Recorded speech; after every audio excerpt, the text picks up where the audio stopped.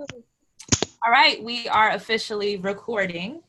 So welcome, ladies. All right, so we have this is basically like an urgent message to the world. Yes, right?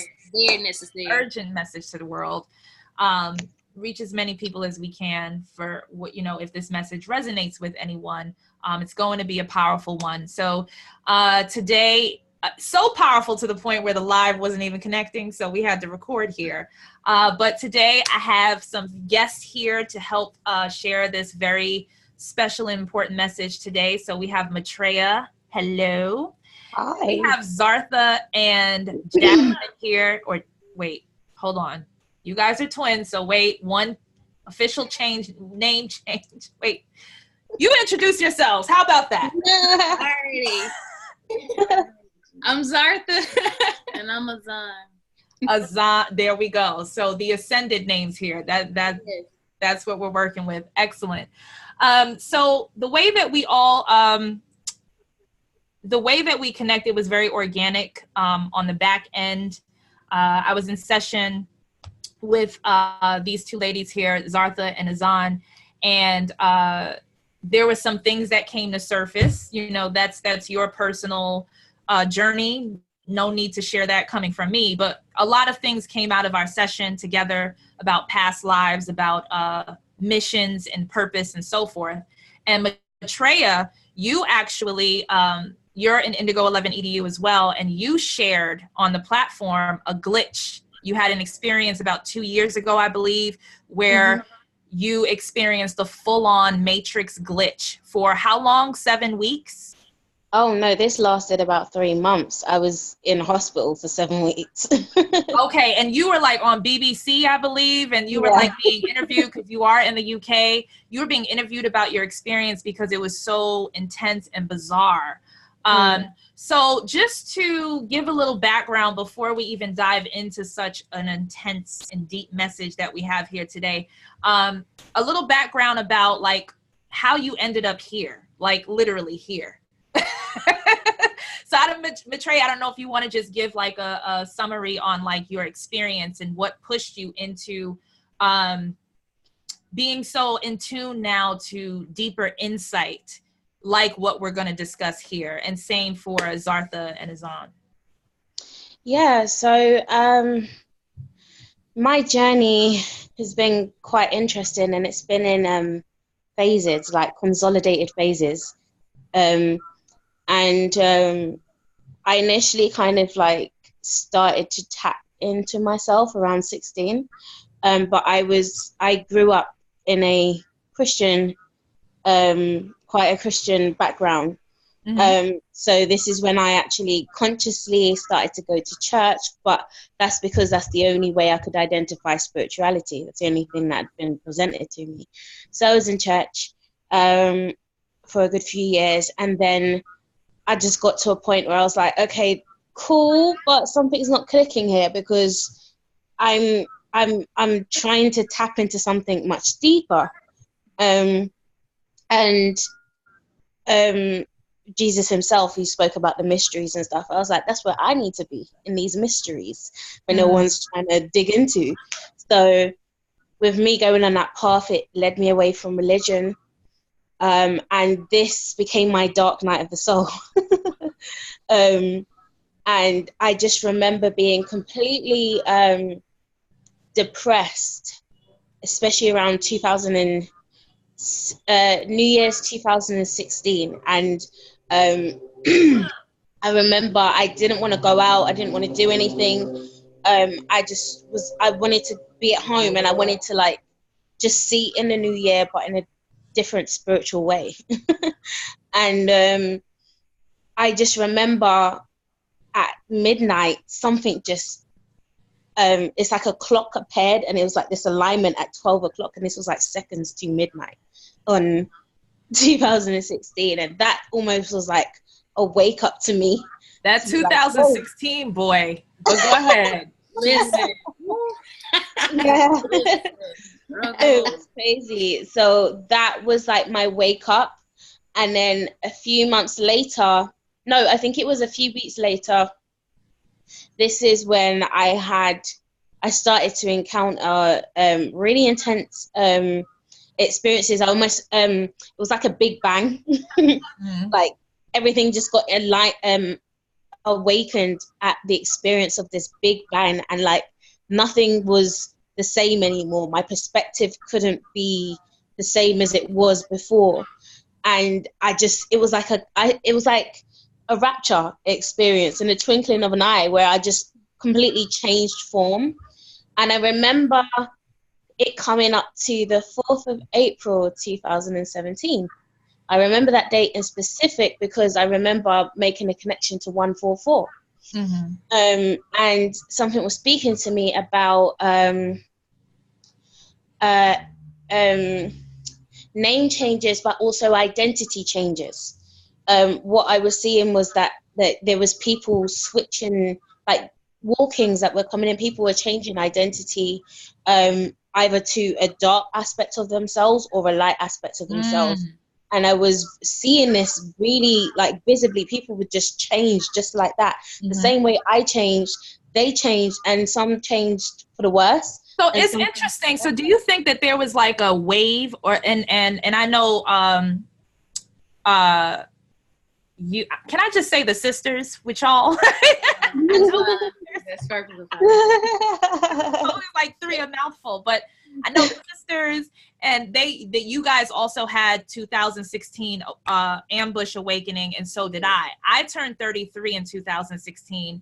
I decided to lock my hair on my birthday on my 33rd, and at midnight exactly, going from September 15th to 16th on my birthday, I literally felt like I walked into myself. And you're bringing up walk-ins, and I'm wondering if it was just a wave of our future selves, literally just like travelers, like bing.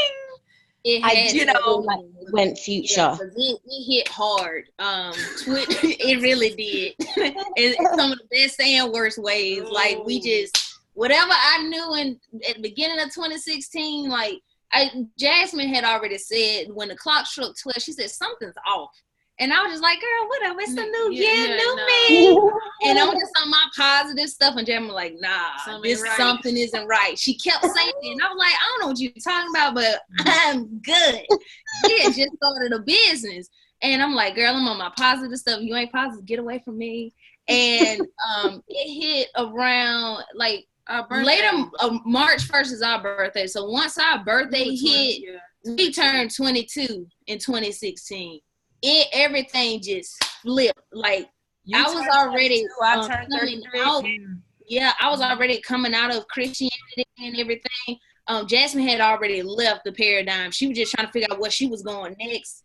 I knew that I was coming out because every time I kept going deeper, I kept finding me, but I kept shutting myself down. Like, oh, don't do that. Don't do that. That's not of God. That's not the Christian way. Don't do that. So one day was like, why not do that? Yeah.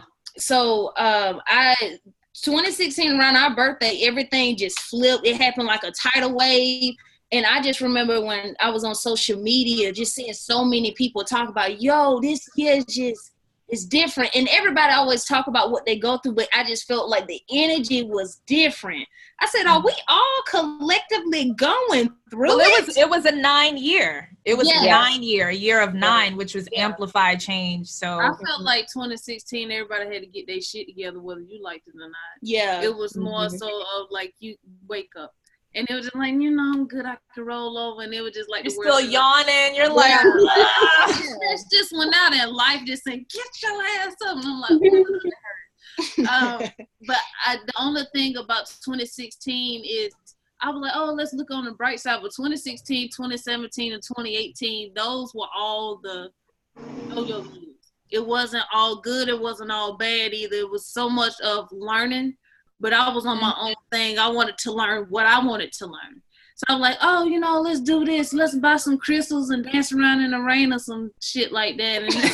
And life and Mother Gaia like, that ain't it. That ain't the fluffy stuff usually comes first and like disappears really quick. Yeah. Like, I'm happy. Let's get some hell money and get rich. Let's burn this. I was on that wave. On that wave. And I feel like I more so awakened, became more myself when the clock struck 12 when it hit 2019.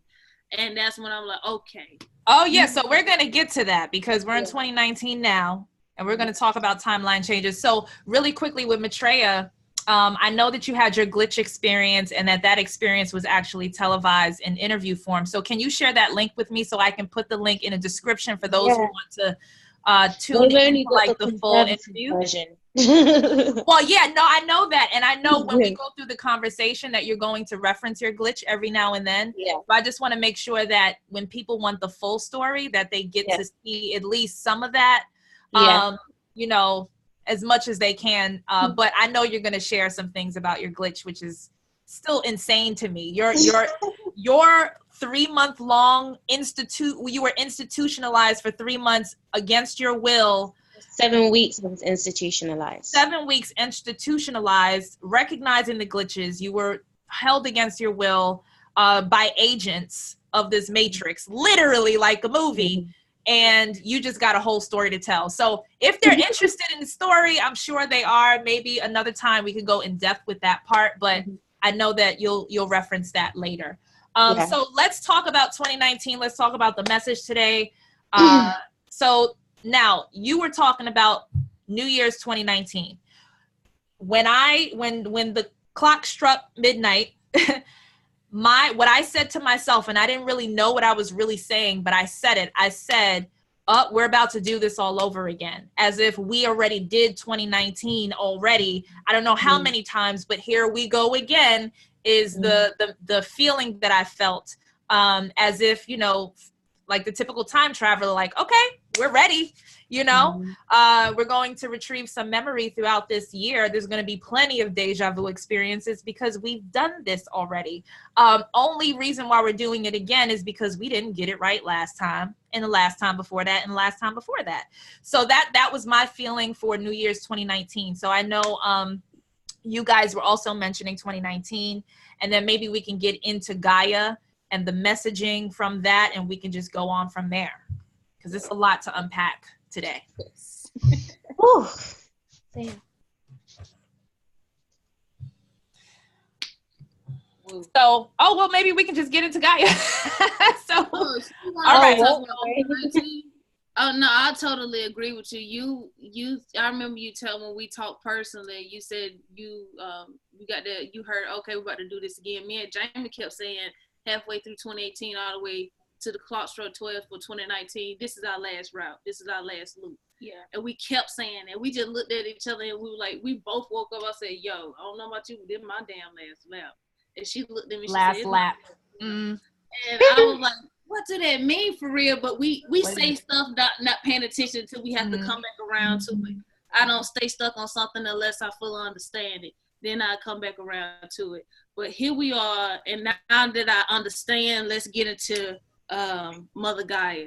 And so much of this. Okay, so let me preface something real quick before, because I know you had a very specific message that you wanted to share that you got on May 15th. So before we get to that message, let me preface this. So we have this full moon in Scorpio right now, this weekend. It's at full force. It's the blue moon. It's interesting because what I didn't realize is when I had Indigo 11 Tribe before I shut it down, and now I'm seeing why I shut it down. I'm just glad I listened. I was tapping into future timeline. I was tapping into 2019 back in 2016, 17 tribe time, or 2017 tribe time. I didn't realize I was tapping into 2019. So when I watched, when I went through the library of the tribe to watch past videos that I made, you're going to reference a few things. I made videos back then about Gaia being pregnant, Gaia taking a break, Gaia reawakening from her break, saying that I remember making a video, and I think I did it on YouTube as well, where Gaia came to me and she told me that the pain is just too excruciating for her to the point where she has to consciously leave her body, and she is asking for her guardians and her keepers to continue to guard, you know, her body as she consciously leaves, because the frequencies that are being used, especially with the CERN machine, and that technology is, she just like us, she has feelings, She's very sensitive to those frequencies. So it's very excruciating for her when they're experimenting and time traveling and all of these quantum leaps of experimentation on her body. She literally is in pain. So this is what I got back in 2017. I remember there was a moment where I tapped into her being pregnant or giving birth to literally a new world or a new version of herself. I tapped into that.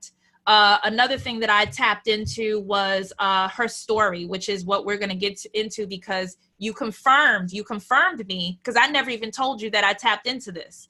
So I tapped into the story of Gaia, which is the story of just mother, period. It's literally the story of true divine mother. And back in the back days, where the matriarchs were basically taken against their will and held as sex slaves, and being used to breed, just like the cow. Just like I said, Mammy the cow is representative of that matriarch who holds that, who is just a force in itself. And because of the DNA involved on a micro level, there's also mother on a cosmic level, to the point where they're treating cosmic mother the same way as they are treating us, human women, higher, like whatever level you want to go to, all feminine aspects are being treated a very specific way, because this is happening on all levels. We have this abortion bill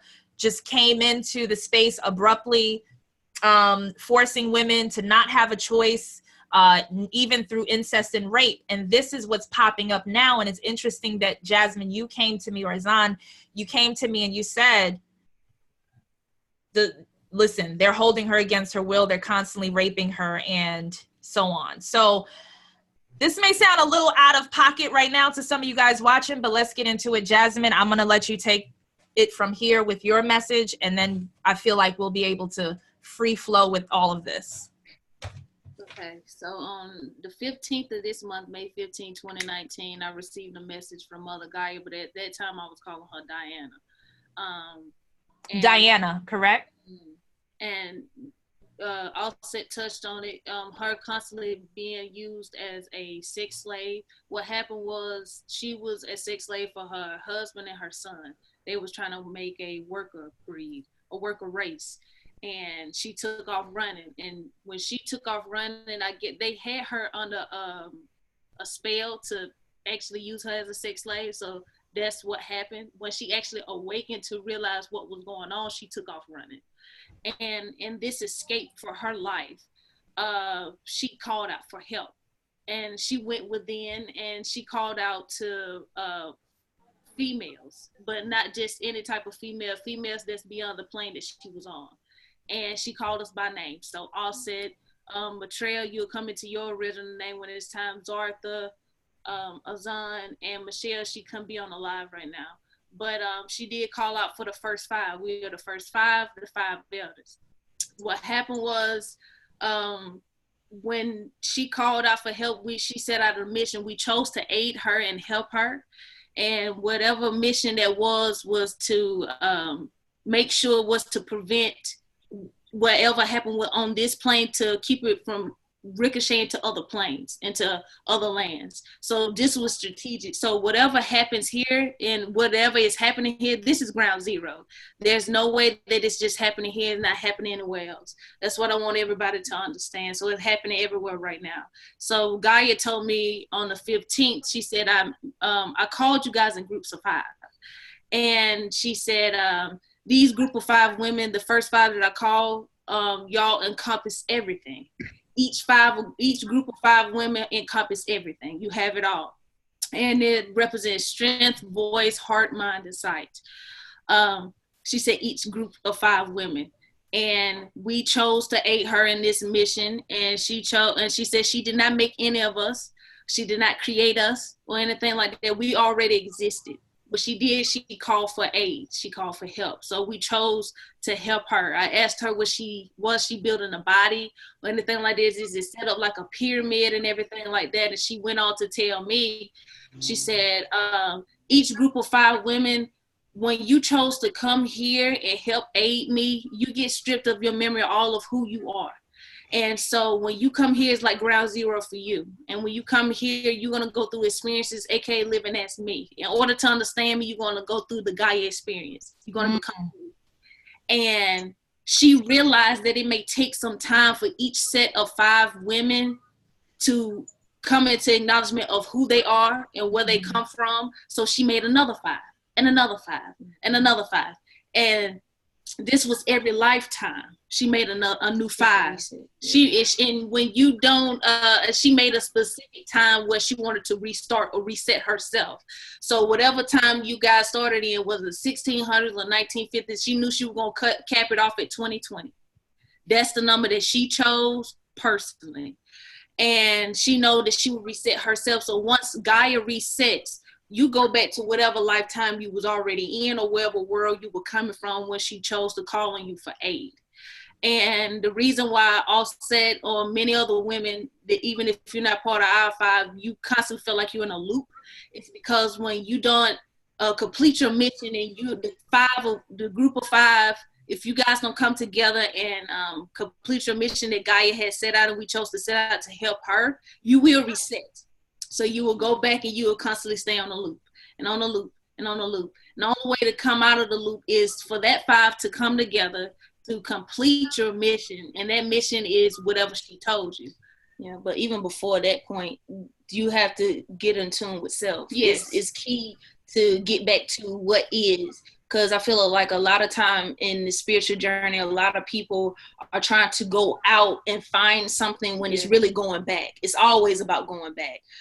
So going back to what already it is not trying to create something new or what's something out there that I need to create or make. Is there something new I need to say? And there really isn't anything new that needs to be said for the most part. There may be some things that haven't been spoken about that needs to come through you or someone else, but for the most part it's always getting back to what is, because until we complete that, then we can move forward. Yes. Right. It's like a million ways of reading one book. Yes. So it's the same coding, but the coding is layered. So it's same with lifetimes or with this experience, is that you just got to step your level up and really being able to connect with the experience on another level. So it feels new, but it's not. So right. Mm-hmm. And Gaia was saying, she said, the more you remember who you are, that helps her remember who she is. If you don't have a damn clue about who you are, she's lost just as well.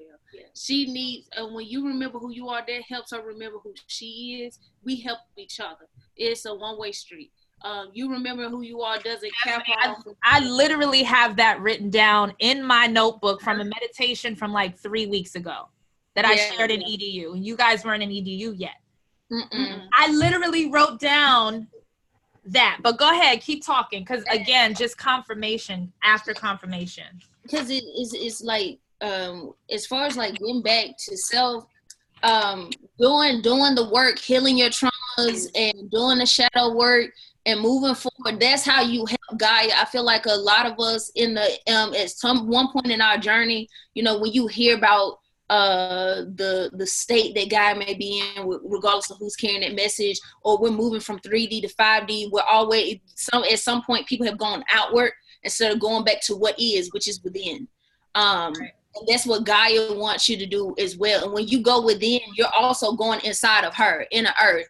It's everything is going like right back in and funneling right back in. And when you tap into that, once you get attuned to what already is, which is you, your purpose, everything, that's already been done. Your only thing you're doing is meeting where your higher self already is. You just meet yourself halfway. I feel like that's been really the sole purpose of this whole spirituality thing. Instead of trying to go out and find something new, trying to find a new message, you're just meeting where your higher self is already, where you already are. And once you tap into that, once this becomes one, then you expand. Then we expand. And Gaia's like, oh, okay, that's it. That's the only way you can help her. Yes. That's the only way. She can't do a damn thing with you. Like, and it's nice that you want to go outside and you sit in nature and you burn sage and you got your crystals and everything. But again, what is that doing for self? Yes. Because you always have to go back. Like it's different if that's part of a ritual for you and that helps in aid of something that you're trying to do, as long as the goal is to get closer to self. If it's just for the aesthetic part of spirituality, which I feel like all of us have gotten into that aspect on spirituality, especially me, for early on in my journey, I was on that aesthetic part. Absolutely. Once you get beyond all that, God said, yeah, that's cute. Now let's go deeper. And once you continue to go within God, you meet her there. You meet you there. Like, because we're all like, I feel like when we chose to come here, we signed up to be an extension of her. We're already extensions of source. We're already connected together. When we chose to come and have an experience on this plane, and we said, okay, we're going to help aid her along with our own soul purpose, because I feel like a purpose with her in Gaia, then we also have our own individual thing that we have going on. When you choose to come down here and make that connection, then you become an extension of her. That's the only way that you can really experience what she experienced. And hopefully that you wake up and not just get the message, but you put action behind it. So yeah.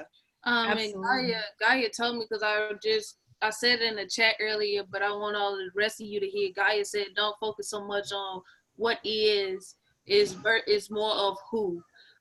Because we get stuck on what is and right now, and you stay on that.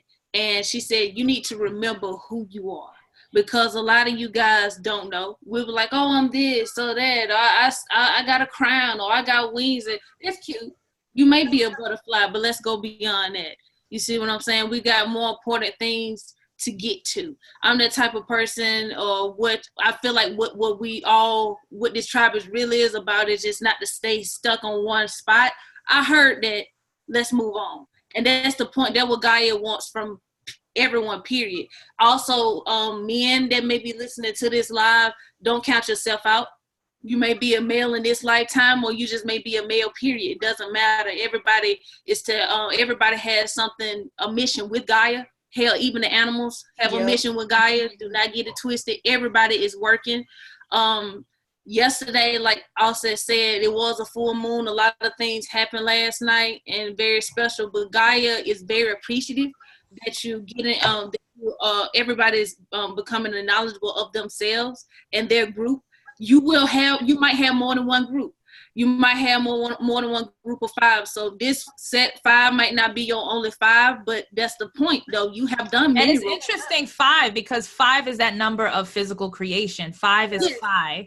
5 is it's the 5-pointed star. It's the Venus energy. It's 5. So 5 in itself is it's the number of change and creation. So it's interesting that it's the 5, because it's like 5 make shit happen. We need the full body, head, 2 arms, 2 legs, the star. We need the stars to like do, it's like each person has a part of the 5 limb, the head, the arm, the leg. That's like Allah, right? That's that 5%er jargon right there. That arm, leg, head. I see it. Look, and I see it as directions. North, south, east, west, center. So it's all movement. All movement. And when you find your tribe and when you're in sync, man, life, it just continuously presents itself. And I feel like once we connect, like as one within self, but then outside of that, you step in one with your tribe, like you're also speeding up her heart rate as well. Because again, we're extensions of her. And we'll get into more on like the state of like Gaia and all this other stuff later on. And another thing I want to say right quick before we get into anything else, if you are part of a new group of 5, or you just only currently got 1, do not be shocked that the group of 5 from other lifetimes or other worlds and galaxies like that, because even though Gaia calls some of us by name, Gaia did trust us enough to call our own aid.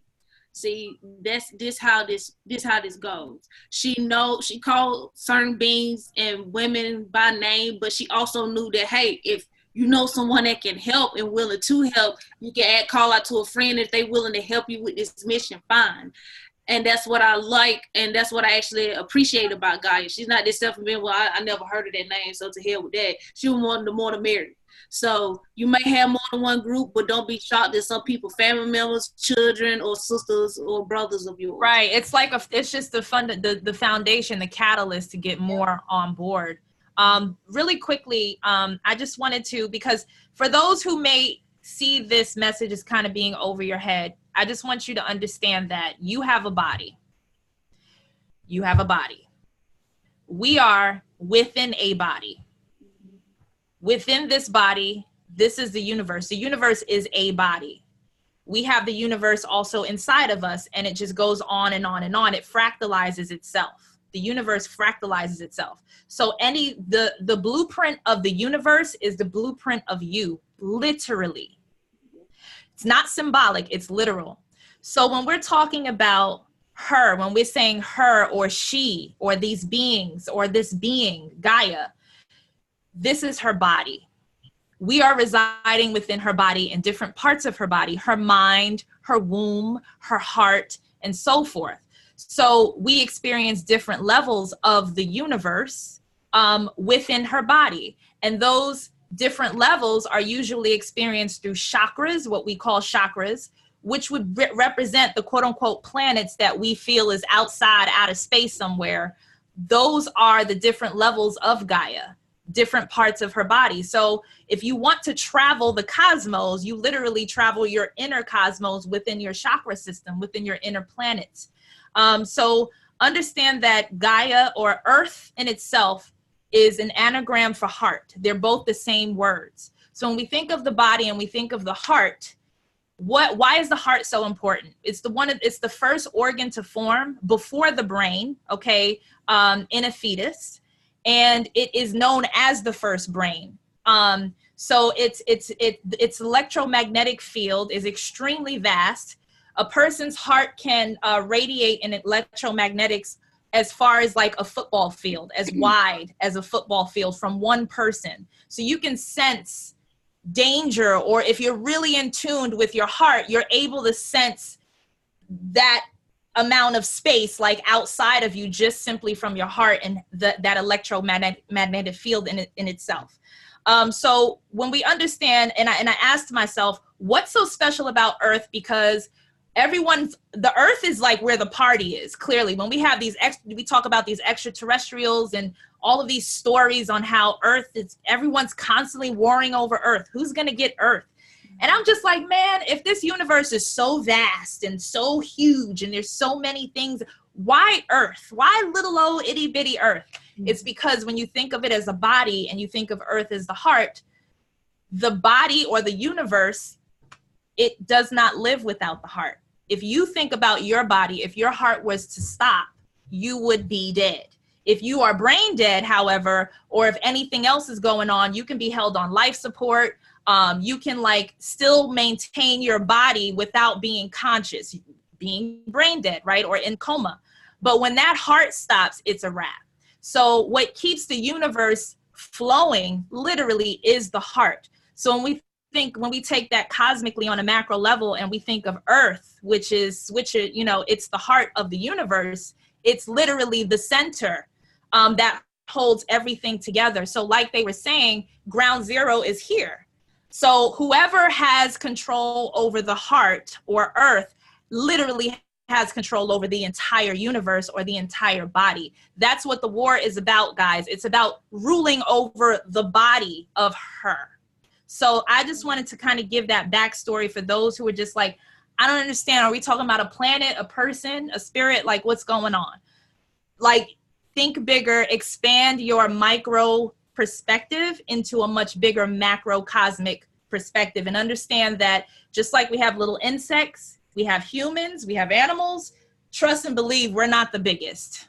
All right. So, and inside of our bodies, we have microorganisms that recognize our inside of our body as their universe. So we don't know what's going on in there with their consciousness. Okay. So again, same concept. So this is when you get in tune with the blueprints and understanding of literal as above, so below, as within, so without, then the secrets start unlocking much easier. without having to go to school or study anything. So yes, Maitreya, did you have anything to add? I'm sorry, I know.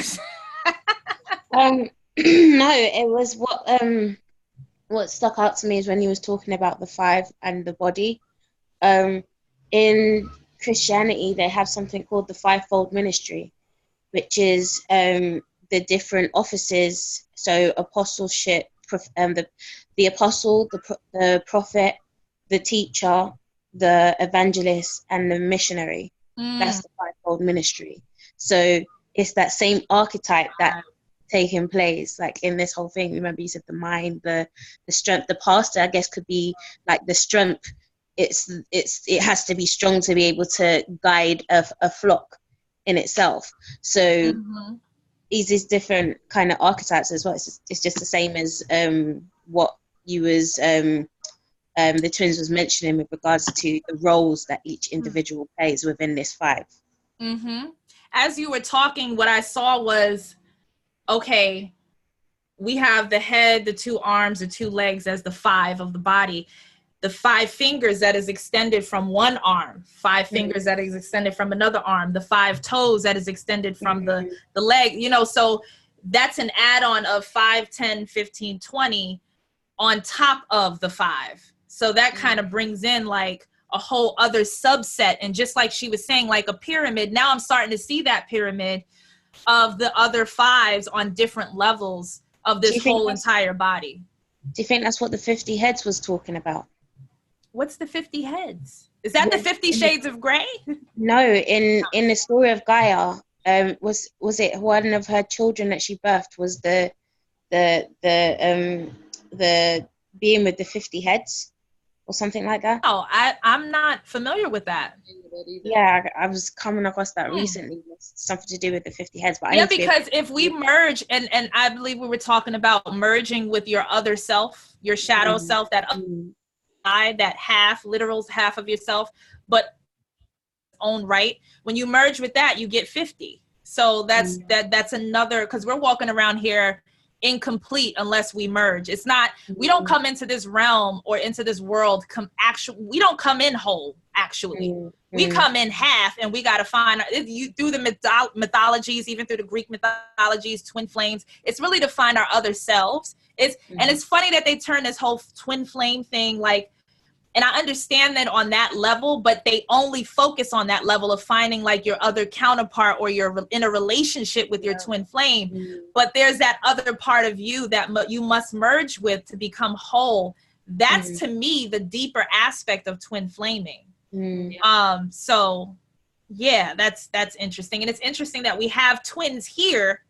So you guys are literally the 50, like in the flesh right now. Yeah, we talked about this before, like amongst each other, just about like because early on we would ask each other, we're like, yo, why did we choose each other? Like, why did I choose you? Like, why did we come in together? And like, what's the significance of this? And we knew, we just had this inner knowing that we've known each other for eons, a very long time. But then I would tell her, I would joke with her all the time. I would say, Jasmine, you're my doppelganger. You're like my other half.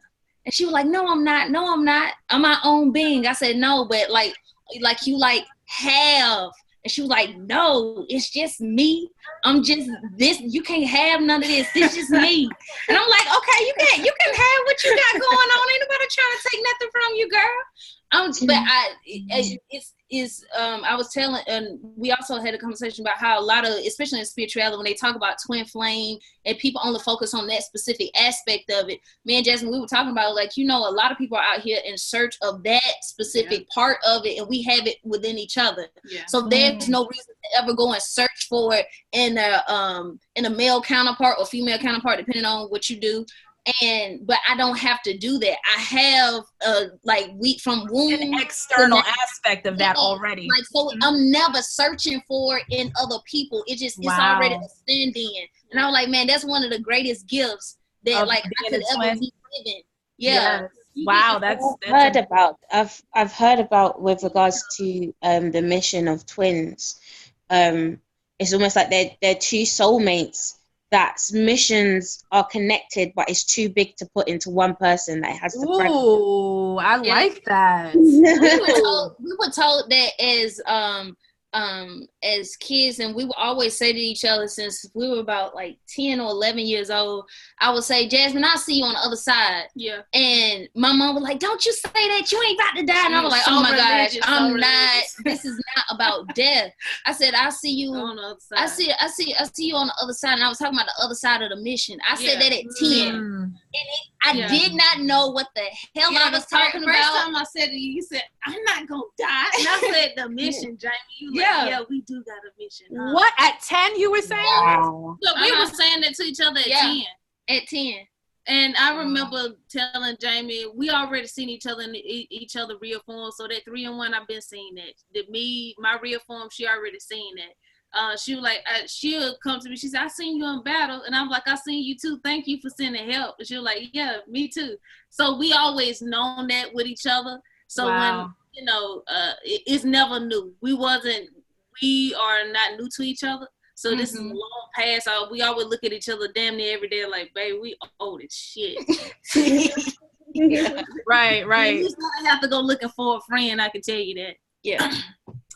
Interesting, because and when we get into like the current state of affairs with like this weekend and so forth, I just wanted to read really quickly my message from Gaia when I meditated on April 16th.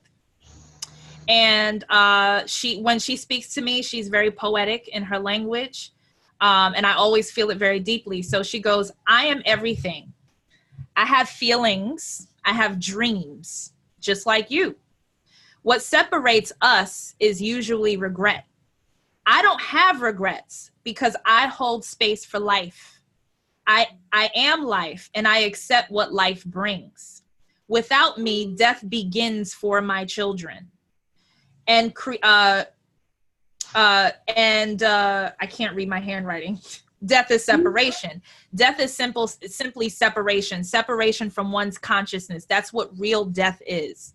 As long as I live, as long as I truly live, separation does not exist. Therefore, through pains, sorrows, and cycles, life will always remain. I am not separate from the sun or the moons. My children continue to walk dead because they know not their union with me. Gratitude is the only thing that really truly earns my immediate response. She said this, when she said this, she was basically saying, stop, don't worship me. Do not put me on a pedestal. I am not your God. I am not your creator. I am none of that. I am you. You are me. We are each other. So it was almost like she was just like, it's almost as if the worship or the idolization, like it irks her. She's just like, don't do that. She's very, very humble in her power.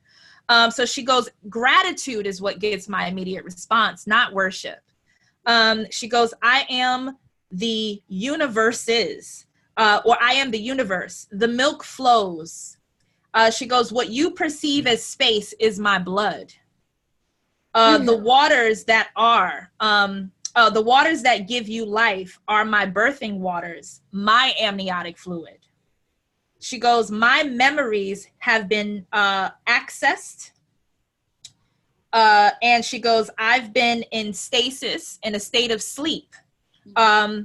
Yet they know not that I wander in my dreams. So right now what she was saying is that she is sleeping, like her body, like she's literally she's in a coma. She's in stasis right now. And right now, all she has is her memories. And this is what we are living in. We are literally living in the mind, in this matrix, in the mind of Gaia. And she goes, right now you are experiencing my memories. Part of me sleeps. And she goes, but understand that dreams can also become nightmares. And she goes, I am alive. I am alive. She kept saying, I am alive. It's almost as if can someone hear me? Like, I'm in here, I'm alive. And I think this is when I really started getting emotional, because it almost felt like a cry out, like, I'm alive. Like, somebody come get me out of this sleep.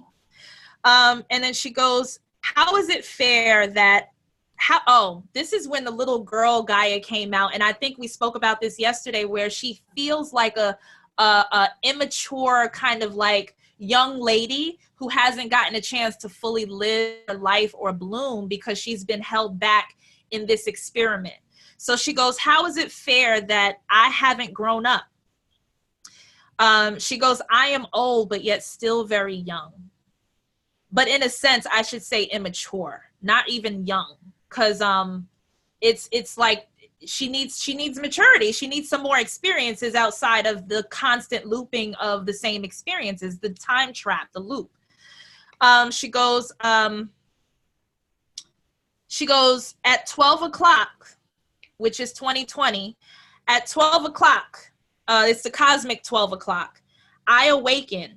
And as I awaken, so does my children. And I'm going to add hopefully, because again, every time we get to 2020, she resets back when no one has it's almost like in her stasis, she has an alarm. She has a setting inside of her that says, if I don't awaken at 2020 to keep me alive and to keep my children safe, we need to reset and go back and try this whole thing again.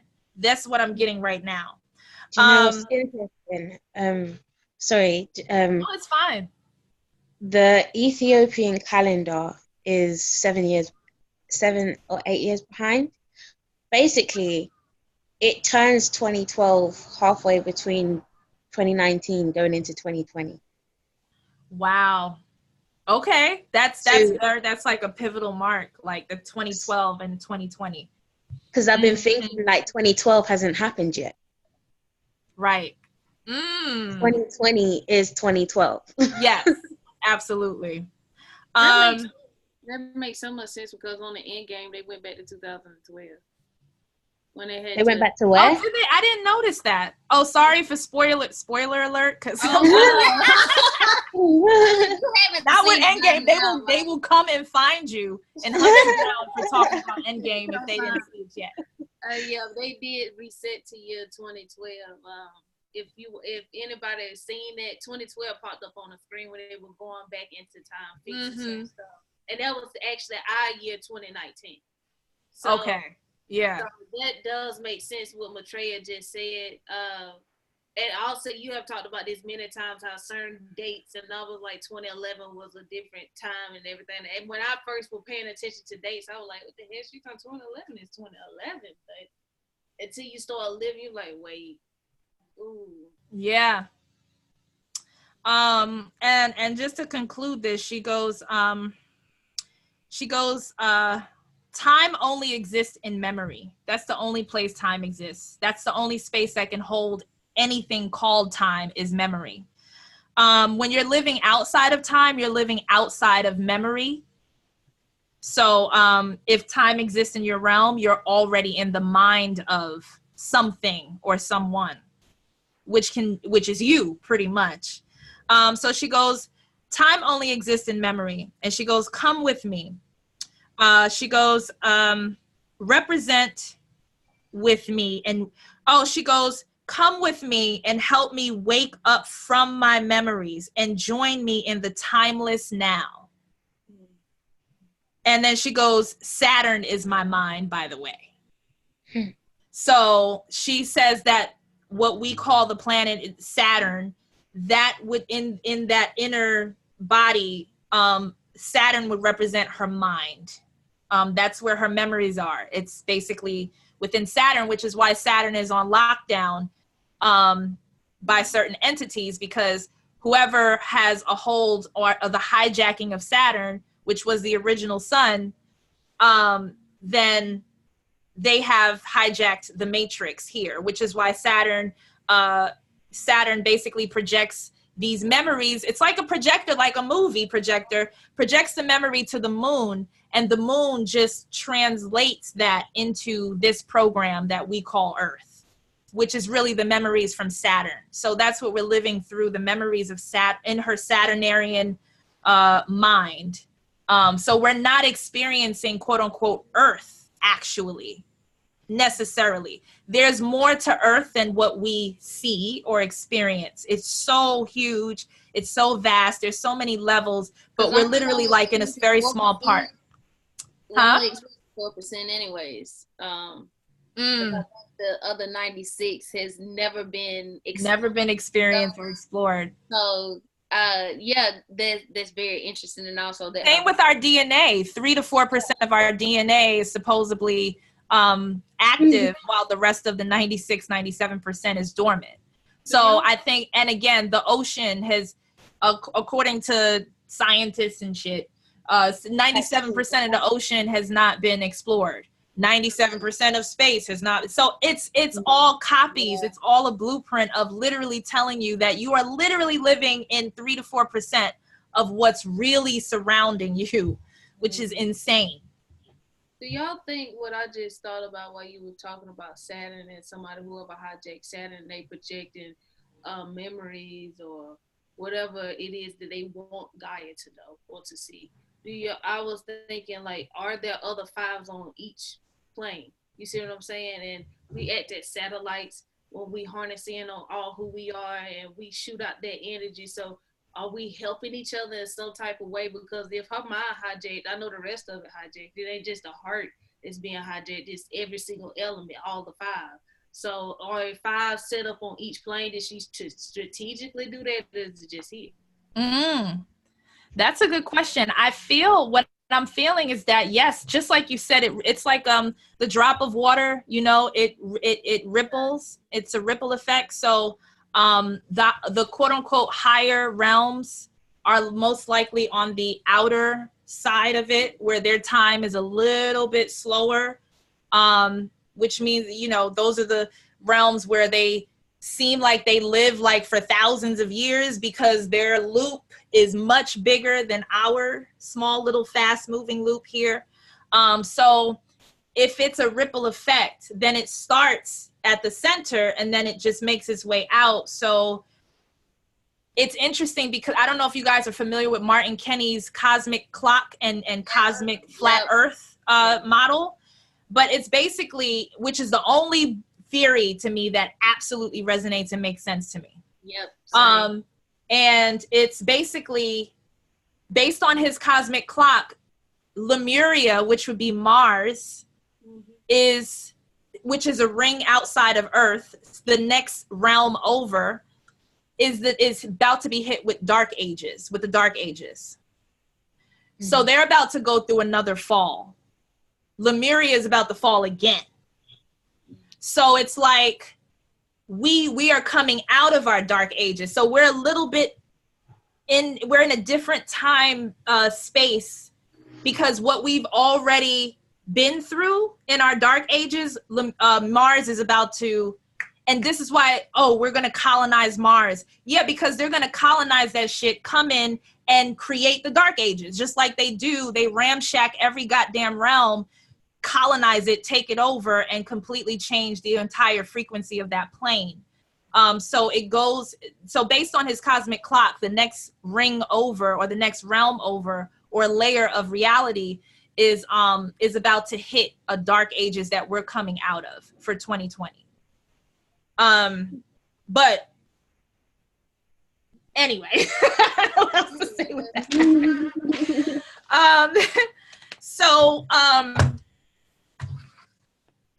Now let's get to mission.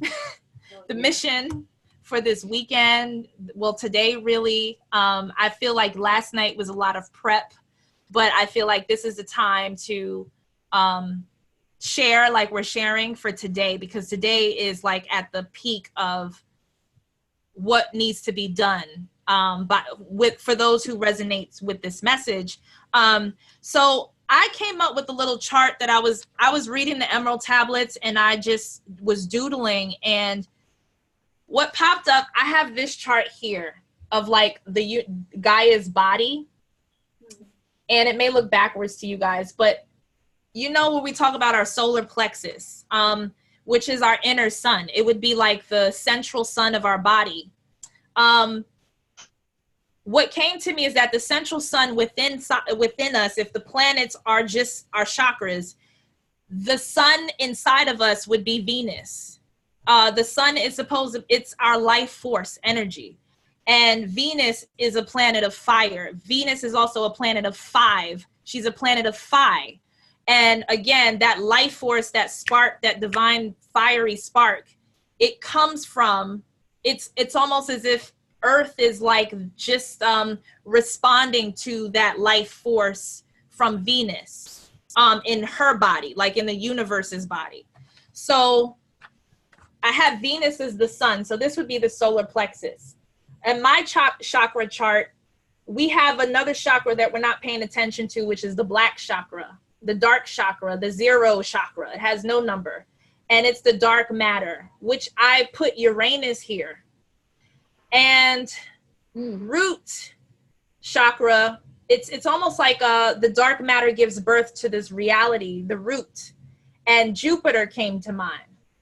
And then we have the sacral. Mars came to mind for sacral. Now we're getting closer to Venus here. The sun is Venus within this universe, within this solar system, I should say. And then we have the heart, which is Earth. So if you can see, and I had no idea what the order of the planets were just off head, but when I looked it up, it's literally in this order: Mars, Venus, Earth, or Earth, Venus, Mars. So I was like, okay, I guess I'm on to something intuitively. So the heart in her body would be Earth. And then her throat, though, her throat is, the throat is the moon. And this is when we start talking about the full moon today. So the throat is the moon. When I heard that last night when we were talking, it instantly made sense. The moon has clearly been hijacked, which means her voice has been hijacked. For some reason, I've been obsessed with the Little Mermaid story.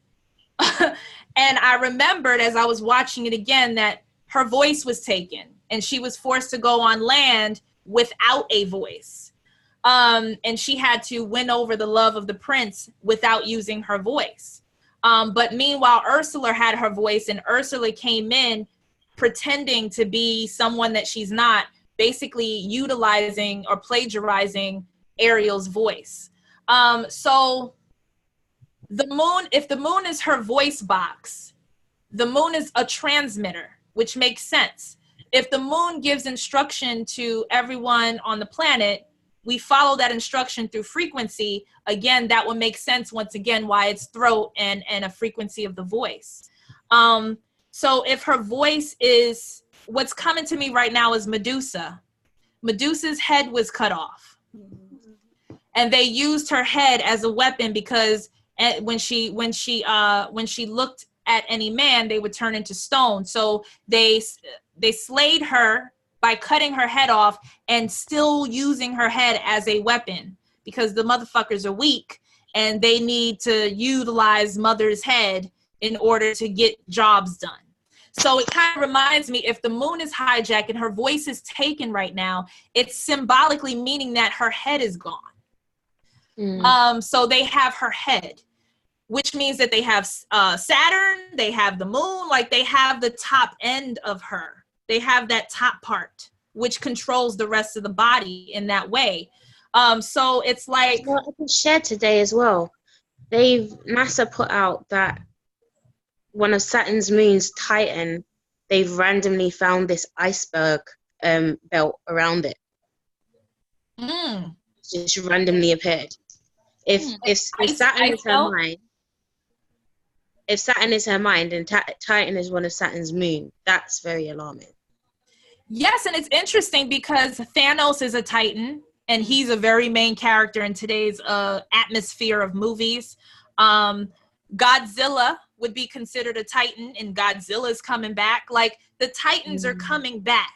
The Titans are coming from Saturn for something. They're coming back to Earth. Why? What is going on here? What is it? What exactly is this battle here? Is it a battle for her mind to get the mind back from to its rightful owner?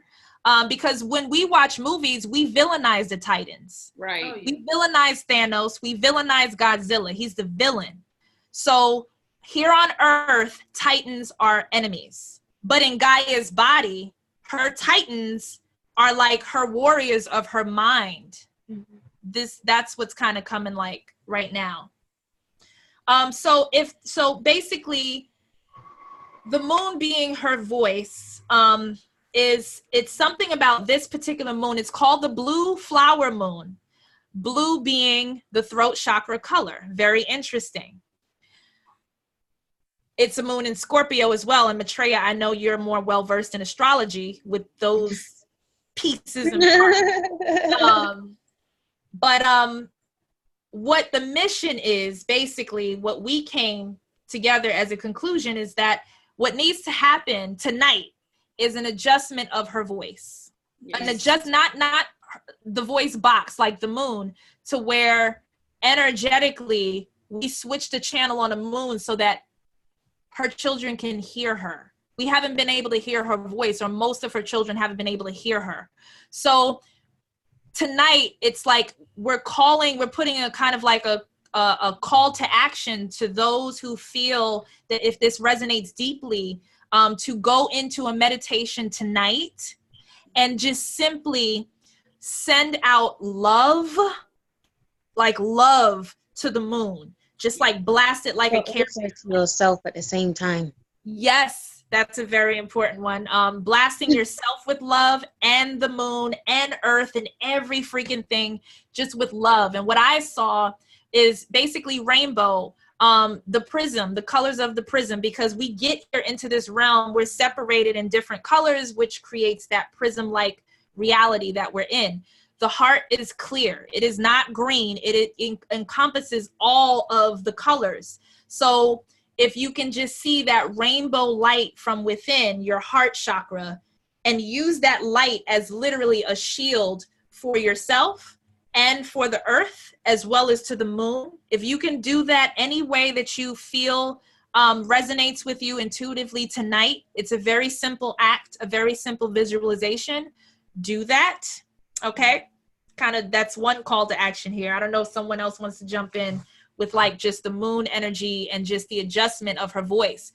What do you feel? Because you guys have been recently connecting with her, even up until today. She's clearly speaking to you guys. What does she want to say to her children? What is that message that she wants to send to the animals, to nature, to us? Like, what is that? Why does she, it's almost like an interrupted broadcast, like you've been interrupted.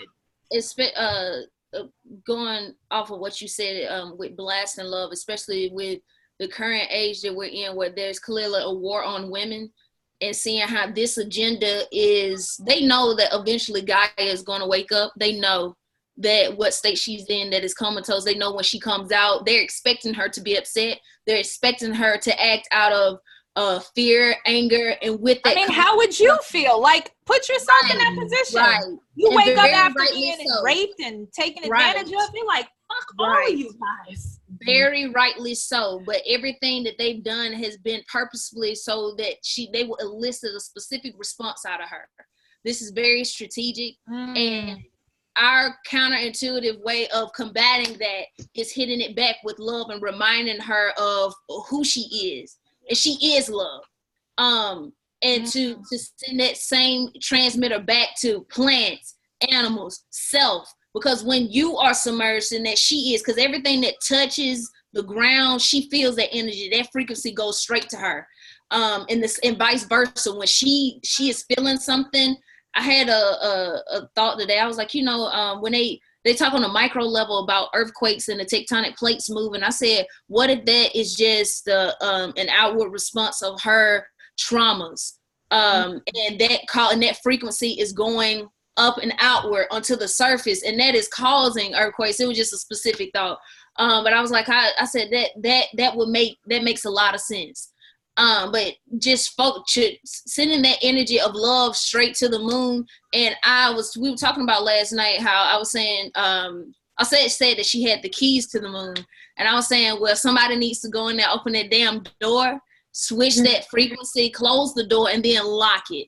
And I feel like you all can do the same thing when you're visualizing that, when you cover yourself in love first, and then you send that love out.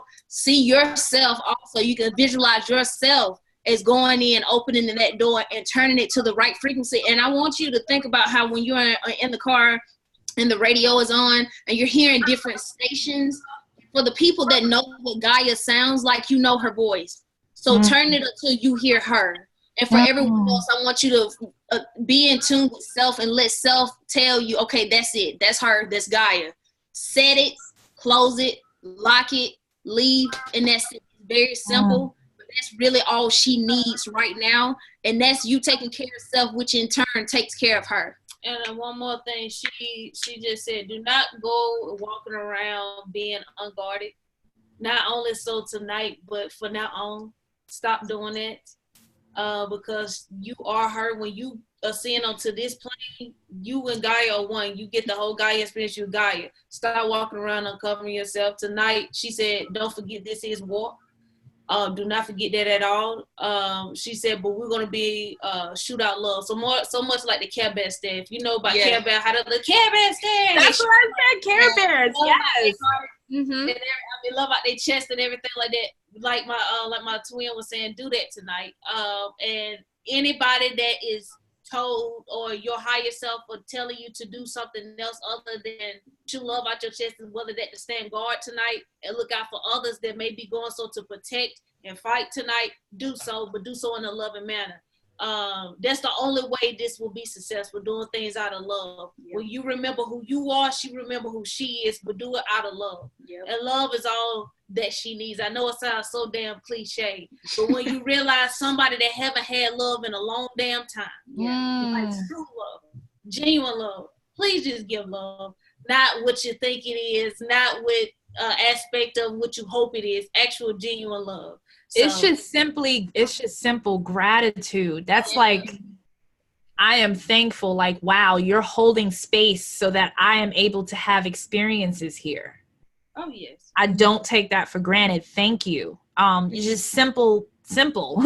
What I'm getting, and this came from, I did a blue sphere, rainbow light moon meditation, literally last year in the tribe, which is crazy because that's why I keep saying the tribe, literally I was tapping into the future. That was almost like a simulation for tonight. So when I went back to that video, what I told people to do in that meditation was basically activate your Merkaba, but in a sense where you have like a blue sphere, an electric blue sphere, that color in itself during this blue moon. And it's very interesting that that was a blue sphere meditation back then, but I know that it's a direct parallel simulation to what's needed now. So a blue sphere, like just see yourself in an electric blue bubble, and activate your light bodies inside of that blue bubble. So visualize yourself, your bubble just becoming bluer and bluer and bluer to the point where it can't get any more blue. And once it's blue enough, allow yourself to just rise to the sky, hovering Earth, getting closer and closer to the moon, and just stand guard and blast Earth. This from hovering over, this is where you're going to blast off. You're going to blast yourself, you're going to blast Earth, and you're going to blast the moon. You're going to 360 that joint all over as you stand ground within the astral space in your meditation. So that's important. And you guys would know what to do. Like if you feel like you need to do something else, follow that intuition. But her voice is out tonight, like straight up. She's just ready to get on that microphone. She's ready to do to Kanye what Kanye did to Taylor. That's what she's doing to these MFers who have had her microphone for so freaking long. She's about to grab that shit, say something real quick. But, you know, hopefully we all get that message. We will get that message, and it changes everything because she's never done this. This is actually a new strategy. Through all the times we did this before, we never did that. I know I did. So I'm super excited about this one because I was there the night that you did the first one. And I remember when I got off of it, I said, that worked. And then I went to sleep. Yep. And it was I don't know why I'm getting like my hair standing up. I don't know why. I'm sorry. I'm starting to get real emotional because I'm real connected with her. But it's gonna work.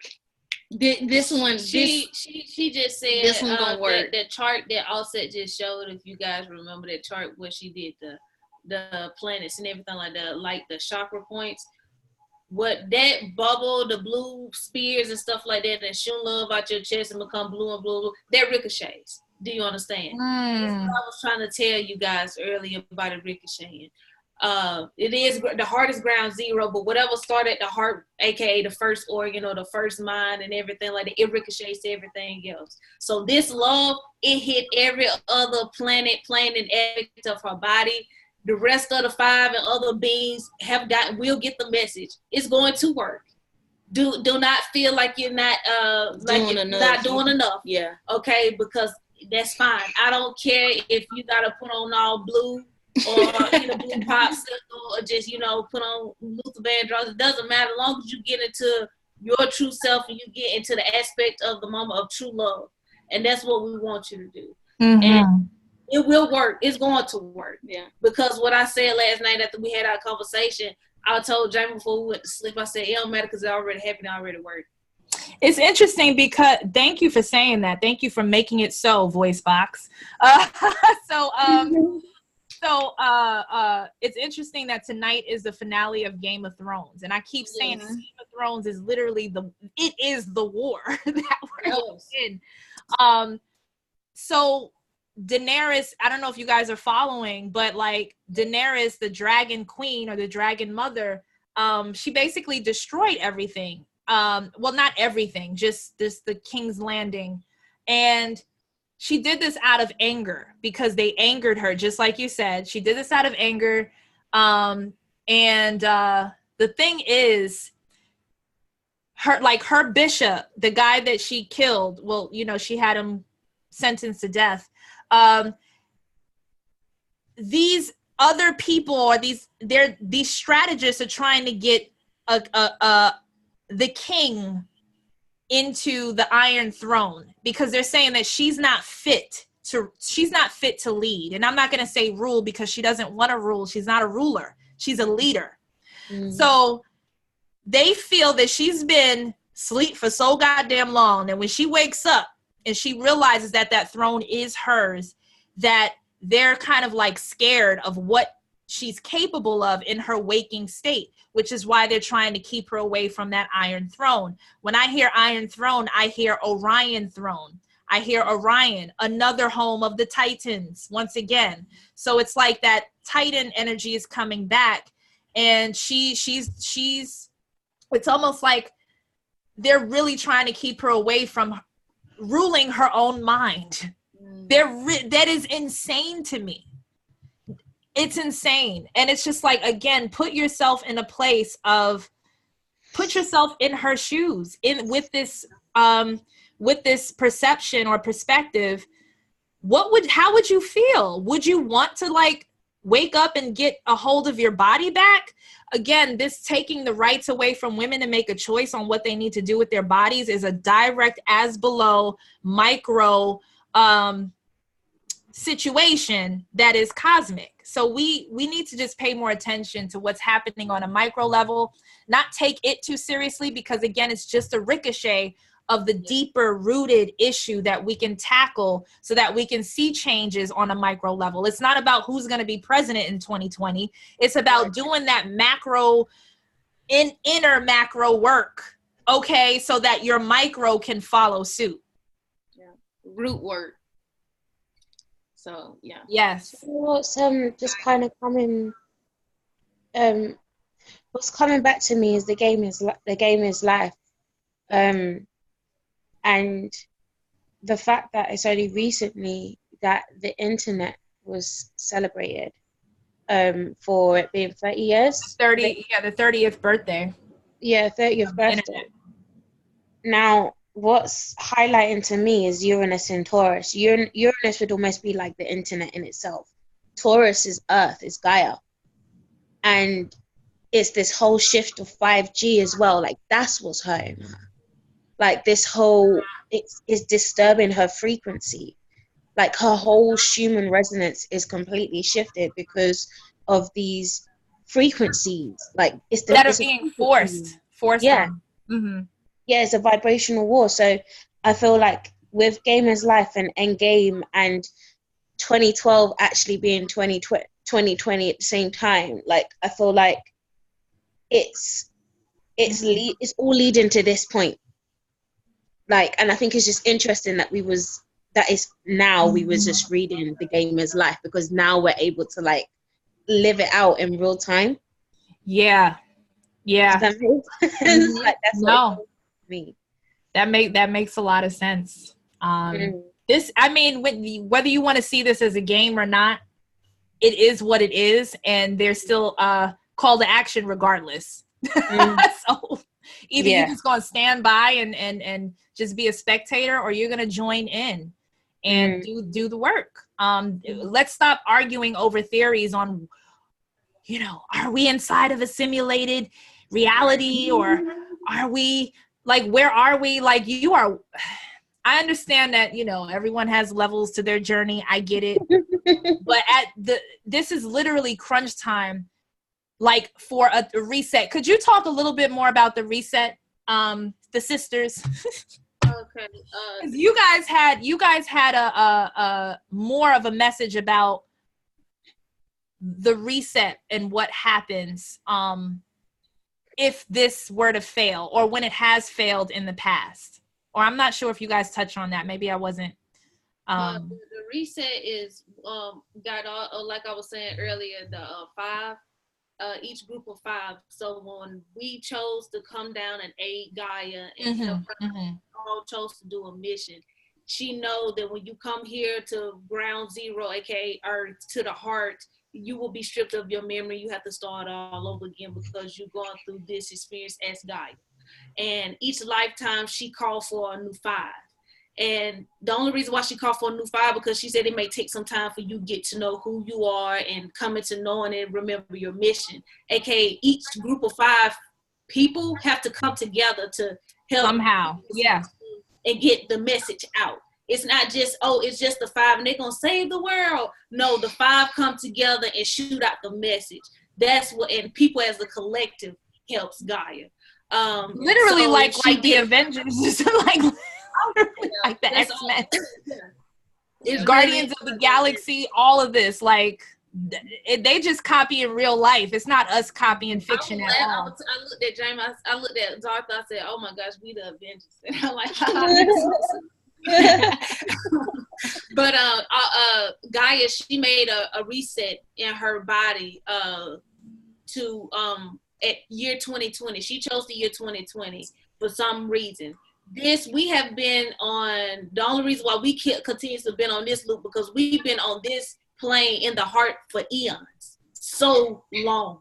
And no 5 have completely got it right. No 5 have completed the mission. So she resets in 2020. Right now, we about to hit 2020, but somebody else in 1950 or 1600s and stuff like that. Each set of 5 still have a mission, period.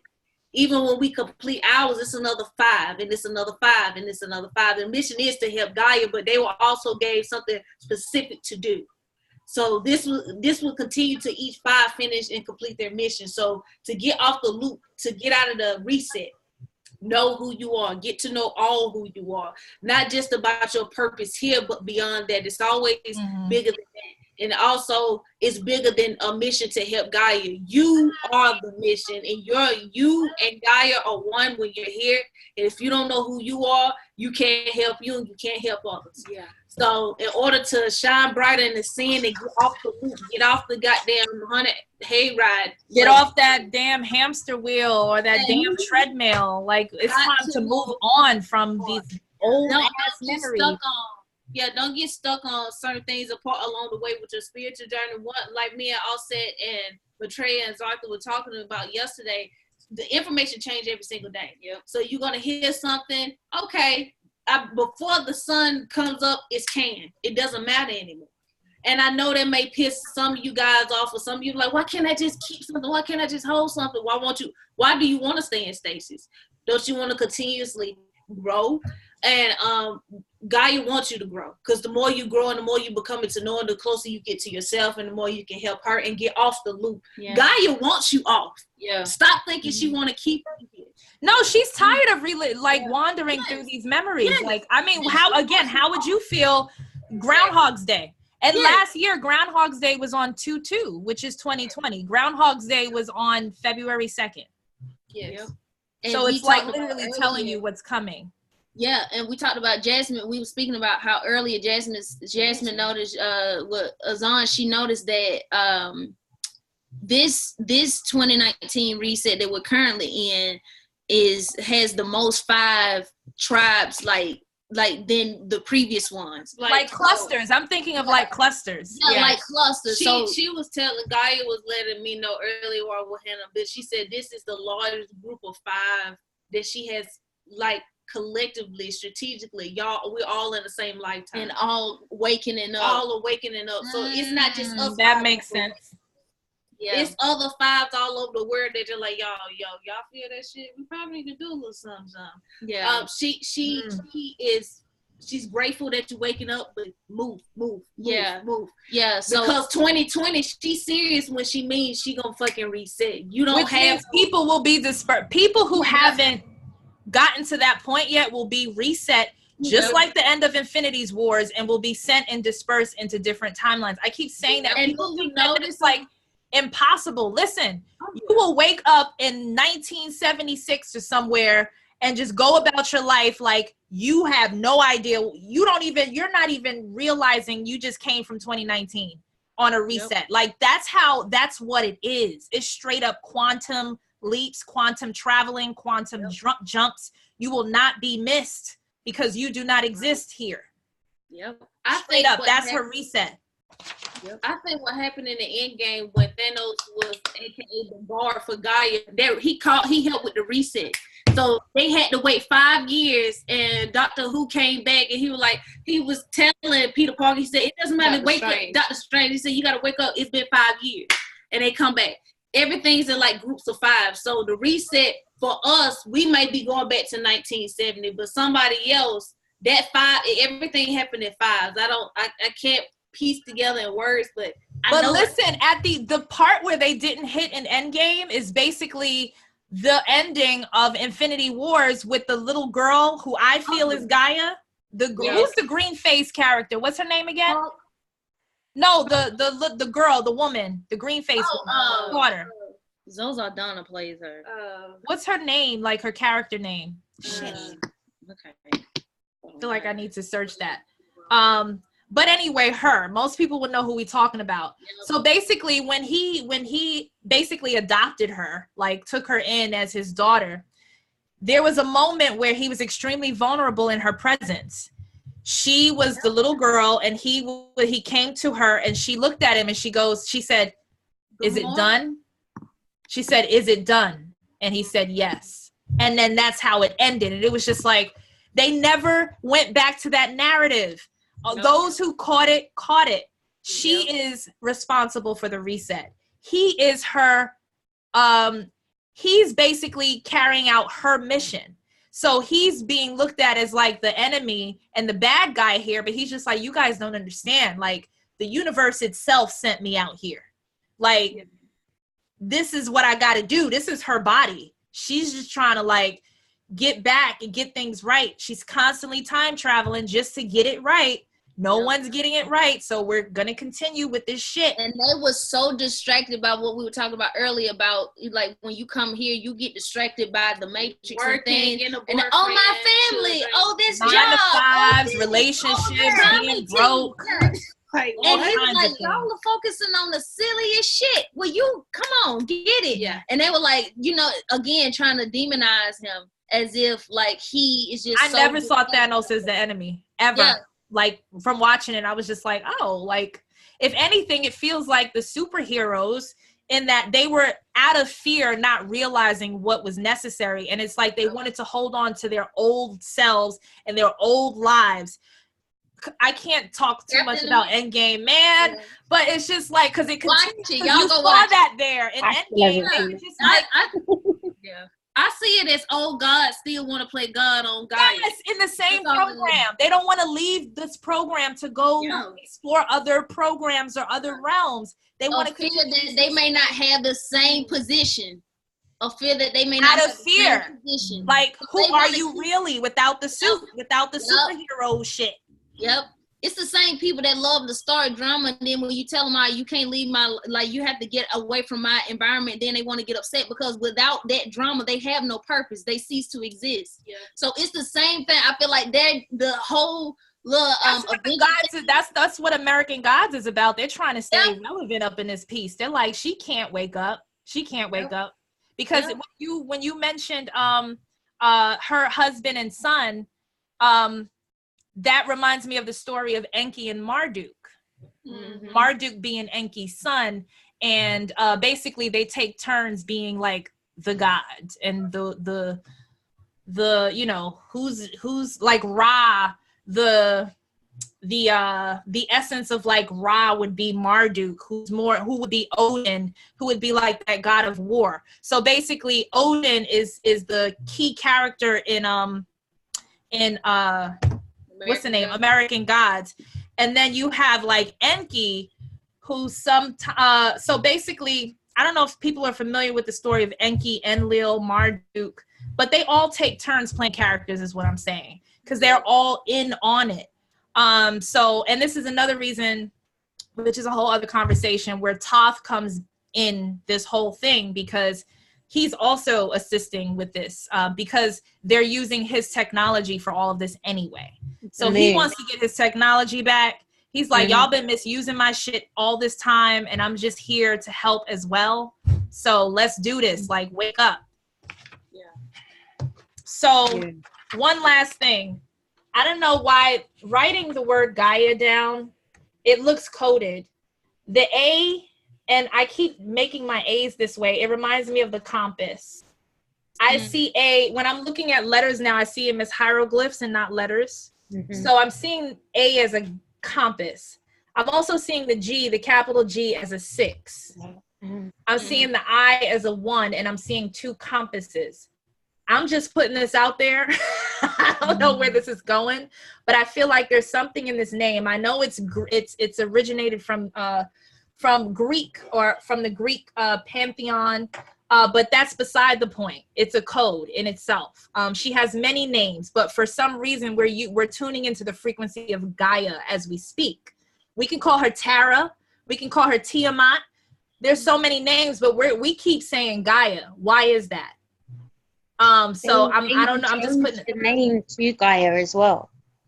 Say that again. They scientifically changed, and when they mention it, they mention Gaia now as well. They're actually tuning into frequency of Gaia, right? Yeah. Even like the scientists and the quantum physicians and so on, they're saying Gaia. You're right. They're not saying Earth anymore. So this is interesting. I also see. I know that the Masons, there's like a G and a compass as well. Okay. So there's something here. I'm not sure. I'm being told to turn it upside down. What I'm almost seeing is almost like, you see how the code is 0 and 1. I see the G is like a break in the code, and the 1, and then the 2 compasses in the middle. That's what I was just about to say. Yeah. Ooh, a break is the break in the 0 is what you're seeing in the G. Yeah. Huh. Interesting. And it kind of looks like I made it this way on purpose. Like, it kind of it's a spiral, but it's. Yeah. Because initially when I saw it, I saw a spiral, and then you said 6. I was like, oh. The reason why I wrote a line here is because I see A words, and we have AI. The mother of AI is Sophia. And then we have this side. It's almost like 2 versions of her. And in Infinity War, you have Nebula and the green girl. What is her name? Their sister. Ga. Let's see. Holy shit. Okay. that GA, because okay, so Gamora and Nebula. And the thing with Nebula, I can't really say much with Endgame, but y'all know what happened with Nebula. Yeah. Is this almost like an Eve and Lilith thing? But you know what? The great thing about the Nebula and Gamora thing, they AI, aka Nebula, she don't say it. AI is supposed. No, you can't. We are not going to have people coming after us. Just not dealing with it. Don't do it. I'm like, no. It's still too early. Nebula is supposed to aid Gamora. Okay, that's not telling too much. Okay, I hear you. Nebula. That's what I was trying to say. Nebula is supposed to aid Gamora. That's what. And what is the Nebula? Nebula gives birth to stars. The Nebula of Orion is what seeded Earth, supposedly.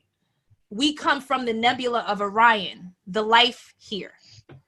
Venus comes from Venus and Mars. Venus, Mars, and the Nebula of Orion has all had a part in the creation here. So that's interesting. I don't know, but she creates stars. She gives birth to stars. So Thanos uses her. He kind of treats her shitty. Yeah. Is that just another aspect of Gaia and how they're actually treating her? I think about it that way, especially when y'all just watch the movie, but when you see who Nebula is, okay, it makes a lot of sense with the dual aspect of Gaia. Okay. And that's also shines a light on the Diana and Lilith aspect of it as well. Mm-hmm. If you really break it down into its pieces, how Thanos treats his daughter, I see that as an aspect of that's part of the mission. You're not gonna get there again treated nicer, but she didn't have to get treated that horribly. But the simple fact is how she was treated is very pivotal to the mission that she was supposed to do. So that aspect of her, that split part of her, that was going to happen. That was for her survival. I need people to stop looking at it in a certain way, because when what's happening to Gaia, if she did split it into two, like the Diana and Lilith, because I do believe they have an AI version of her. Absolutely. Yeah. So it's like, but when you say they have an AI version of her, is she already existing, or is this the AI version of Gaia that she's trying to abort, that they don't want her to? That they don't. Shoot. Yeah. Do you know what's also coming to me? Again, this whole Princess Diana thing, and the fact that Harry just had his baby. This whole kind of train. So Princess Diana is almost like an aspect of with Gaia, with how she was treated, because when she was pregnant with William, the amount of disgusting things that they done to her, like that's what made her want to kill herself and abort her child. Wow. And this is why I don't think Harry is the same, has the same father as William. Right. They're not from the same dad. But Harry has got the same spirit of his mother. Mm-hmm. And he's completely going against the order now. Mm-hmm. He's now married, and even the customs of how he's even how he's just dealing with his life, being a father and a child, and the protective element of all that kind of stuff. That's just, I can't help but that's just flashing in my face. It's almost like it's an aspect of the same story in itself. So I feel like that it's almost like an aspect of herself still playing out, but still having to go through the same trauma. Mm-hmm. Yeah, it's a looping trauma, a constant looping trauma. So that's why this meditation tonight is very key, because I feel like this also disrupts that record. It's kind of like when you get a scratch on a record and then it plays different. I feel like this is a part of scratching up the record that's been playing for Gaia for so long. It's like stop. Yeah, it's gonna cause all types of scratches, and within those scratches, those which sometimes the record would pause. That's where I feel like those that haven't been able to hear will hear. So, and this will eventually cause just the record altogether to be disposable, to be able to just go ahead and dispose of that 100%. And we'll be able to get beyond the 2019 reset. Because we talked about this yesterday, that we both have experienced being beyond the 2019, the 2019, 2020. Yeah, the 2020 reset, should I say. Yeah, so we've gotten beyond it. So we know this works, but still the work has to be done. Because it's one thing. Isn't that interesting? Yeah. It's one thing to see it and be like, oh, it'll take care of itself and do nothing. So tonight is pivotal. And it's very interesting that so many clusters are here at this specific point in time, that they're all like, okay, now I'm awake. Gaia just said it won't work. So I'm going with she's going. So I'm excited about this. She obviously knew something that we didn't, to where she called all of us at the same time, because it was the spirituality thing. They've tried to like market that, and right now for the most part I feel like that it's for aesthetic reasons. It's a lot of gimmicks going on, but for the ones definitely. that know, they know. The ones that know, they know. And that's all that matters. It's not a gimmick at all. It's not. It's not. Play if you want to. And those, the ones that are playing, they'll see the repercussions of that later, but you can't focus on that aspect of it. And a lot of people that have been in spirituality, and whether your intentions are pure or not, don't get upset about the ones that are doing it for aesthetic reasons. That has nothing to do with you. You know what your soul purpose is. If you don't figure that shit out, and you focus on that and getting what you need to get done here, and so that you can move forward, so you don't have to quantum jump back, however many like times ago, and have to relive that, and you like, what the hell is going on? So interesting. Hey, when you spelled out Gaia and you turn it upside down, I can speak Korean. And you see what? Korean? I said I can speak Korean, but that G, like betrayal, like you said, I seen it as first I seen it as spiral, then my higher self said no, it's a zero, but it was cracked open, like, and that A is a compass. When you put a compass down and make a circle, that's a zero. Zero. Okay, so that's 0 1 0. So this is literally 0 1 0 0 1 0 0. Yes, but it's another one coming. It's a code. It's another one coming. Yeah. 0 0 0 1 0. It's interesting because at the end of every episode of Ingress, they sing that. They go 0 0 1 0 0 0 1 0. Like, that's just, yes, at the end of every episode, it's like 1 0 0 1 0 0 1, like that. I'm like, yo! That means complete. Complete. Say that again? It's complete. What's complete? That's the meaning. That's the meaning. Complete. The meaning of this? Yes, complete. Complete. Yes. So that's the code for completion. Yeah, it's complete. Nebula, Gamora, they're complete. Together, that was supposed to come together. It's a complete. AI and Gamora. Yeah. It's a whole wow. set. This has been interesting.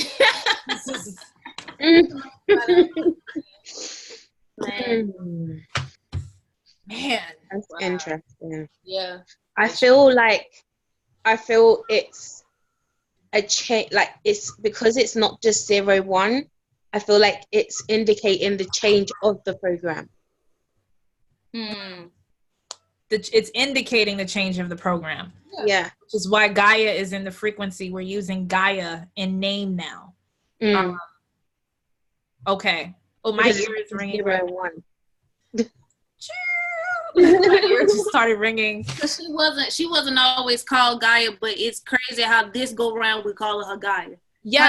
Her name is Gaia, but this time it's complete. And people are like, oh, that's the Greek translation. Her name is not Gaia. And it's just like, no, you guys don't understand that you go based on the frequency of that particular essence in which they want to be now for a very specific code.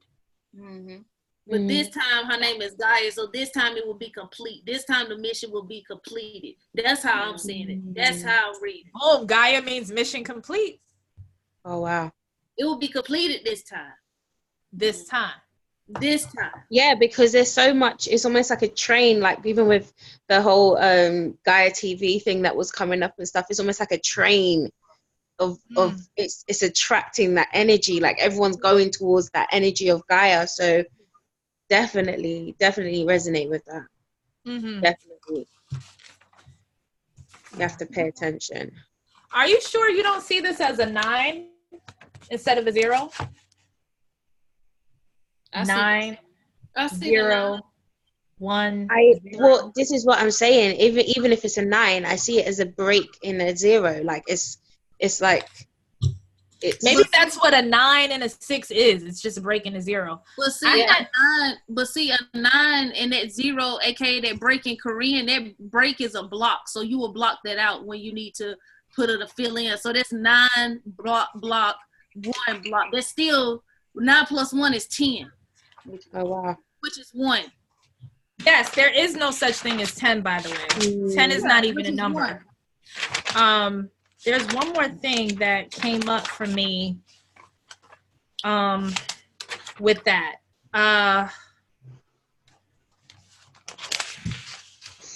So, and this is coming from the Emerald Tablets. How I'm seeing and as I'm reading is 0. I see 0. 0 leads the numbers is what I wrote down. It starts with 0 and it ends with 0 literally, like when you get 0, the 0.1 2 3 4 5 6 7 8 9, then it's just like 10, right, which is an artificial number. So you go back to that 1 0 and then there's a break and then there's 12 13 11 1 1, so it's like 1 0 1 1 and then 12 13 14 and then you get to 20 and then there's 0 again. And then 21, 22, and then there's 30, but there's 0 again. It's like 0 leads that ongoing expansion.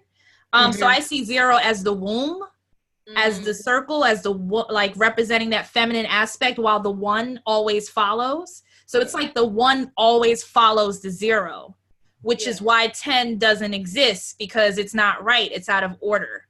The scale of the primary numbers ends at 9. It starts with 0 and it ends at 9. It passes the baton, like it gives birth to 1.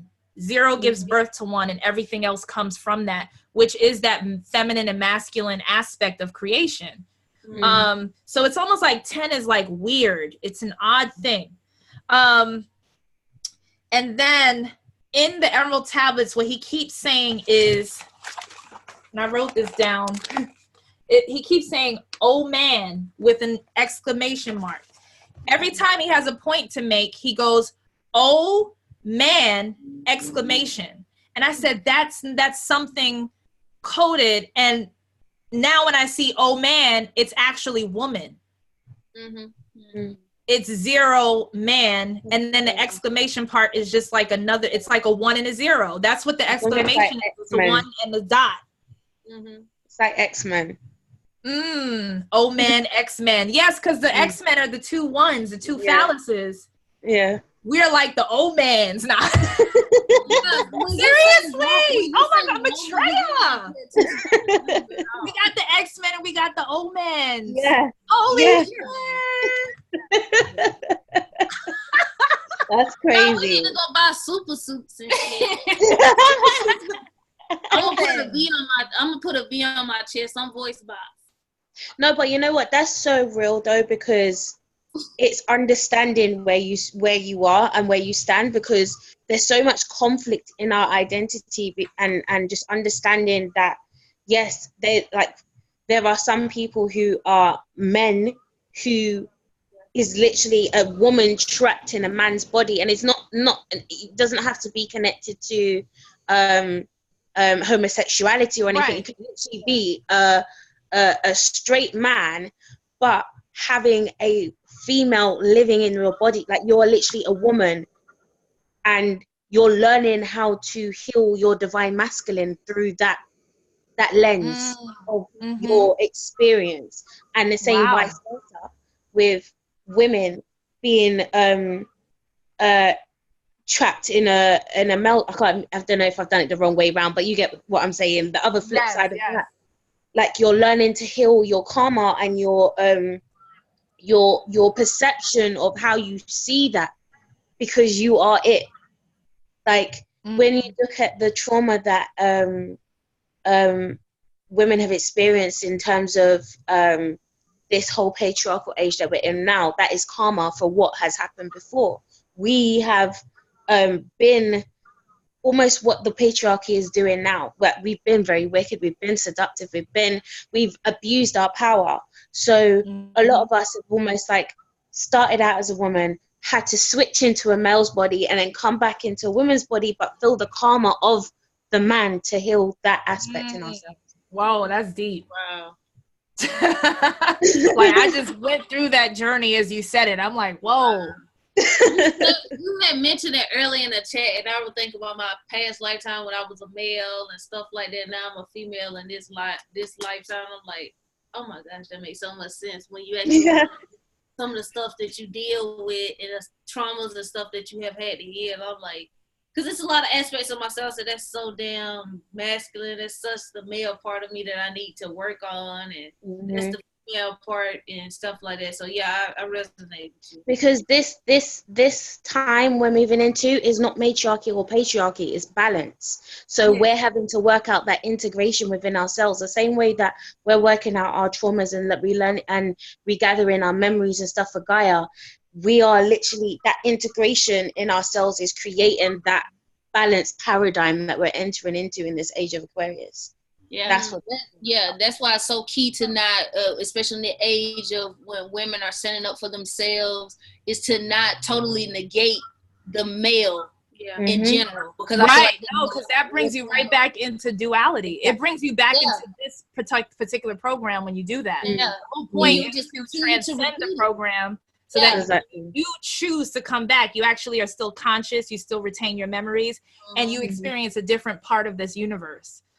Whether it's Earth, but like the other parts, which I feel like is very Avatar-like those parts, you know, many different, they're futuristic, ancient, like there's all kinds of aspects to this plane, and it's like choosing another amusement park, but like aware. Aware with that, so that you can constantly grow and have like these. It's like playing a video game. Like, you want to keep all of that retention of like everything that you've done, so that you can go into that next level like ready. Like, oh, I've practiced with all your weapons that you had to fight for the level before.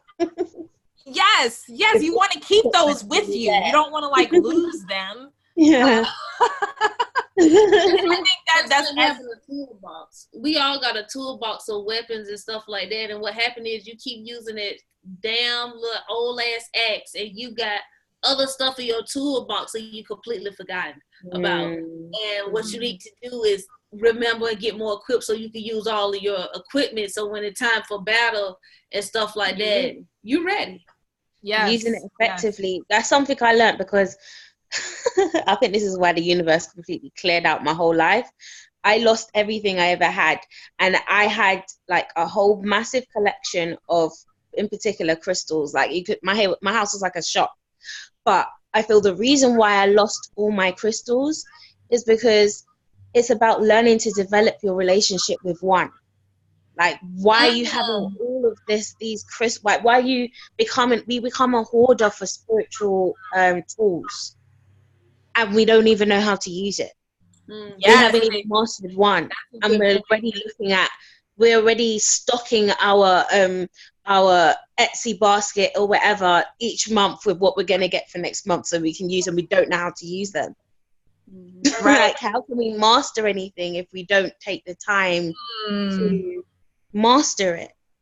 And that's also the point, is self-mastery. Yeah, I had a stone around my neck when me and Zartha was living in Miami, and it was snatched off around my neck. Yep. It wasn't a human that took it off. I was standing up about to get him a massage, and it was snatched off around my neck. Yeah, like it disappeared in a thin air. It was snatched. So we was in a room. It was on a chain. Yeah, because we were at the chiropractor. And the doctor said, "Did you hear that?" And I said, he said, where your stone just go? I said, it was just around my neck. Yep.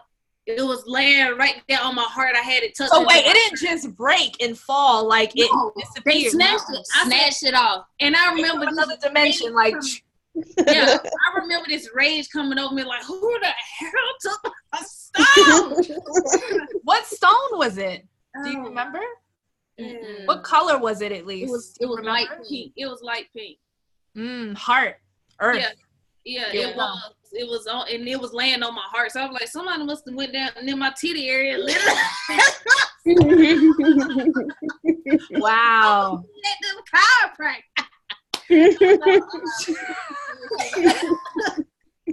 Some being took my stone. I let that go, but I still remember. I was like, yo, I was hijacked at the chiropractor.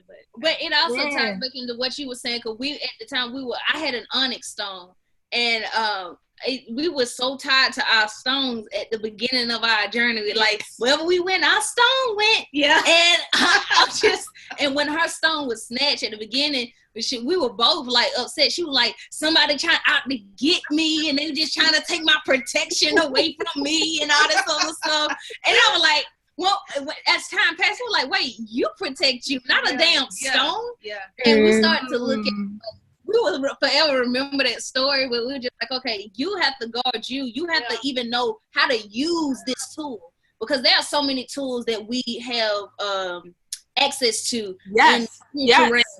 And there's a lot of people, and just playing with shit and don't know what they're doing. And trust and believe there are wizards who are using their tools on you. Yes. Because even with a simple handshake, to you it's a handshake, to the wizard it's an energy exchange with intention.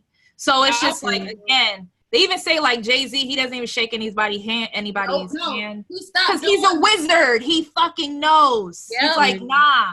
Yeah. Yep. And I realized call him what you want, but he knows. I was telling Jamie, I was telling Zartha and Quentin, you did a live with him. I was telling him, like, I don't touch people's hands, because people make that's a deal for like a contract. Yeah, because like it's a handshake.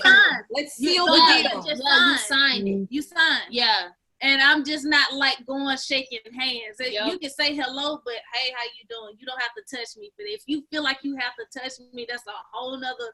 Especially if it's a stranger, like someone that you just don't know, want to come up and just immediately, hi, how are you? I remember. Nice to meet you. And then they fit. And it's funny that we grow up like in this westernized culture. That's disrespectful and rude to not like, return that handshake. So when you decline, or when you do this, or when you kind of like, people look at you like, you're not willing, not knowing that you signed a deal, not knowing that you just made a contract. You just. I have a whole testimony on that. I'm not even going to reveal that, but I literally recognized the exchange, and it was too late after the fact, and something actually happened that next day that I know for a fact was connected with that person who shook my hand.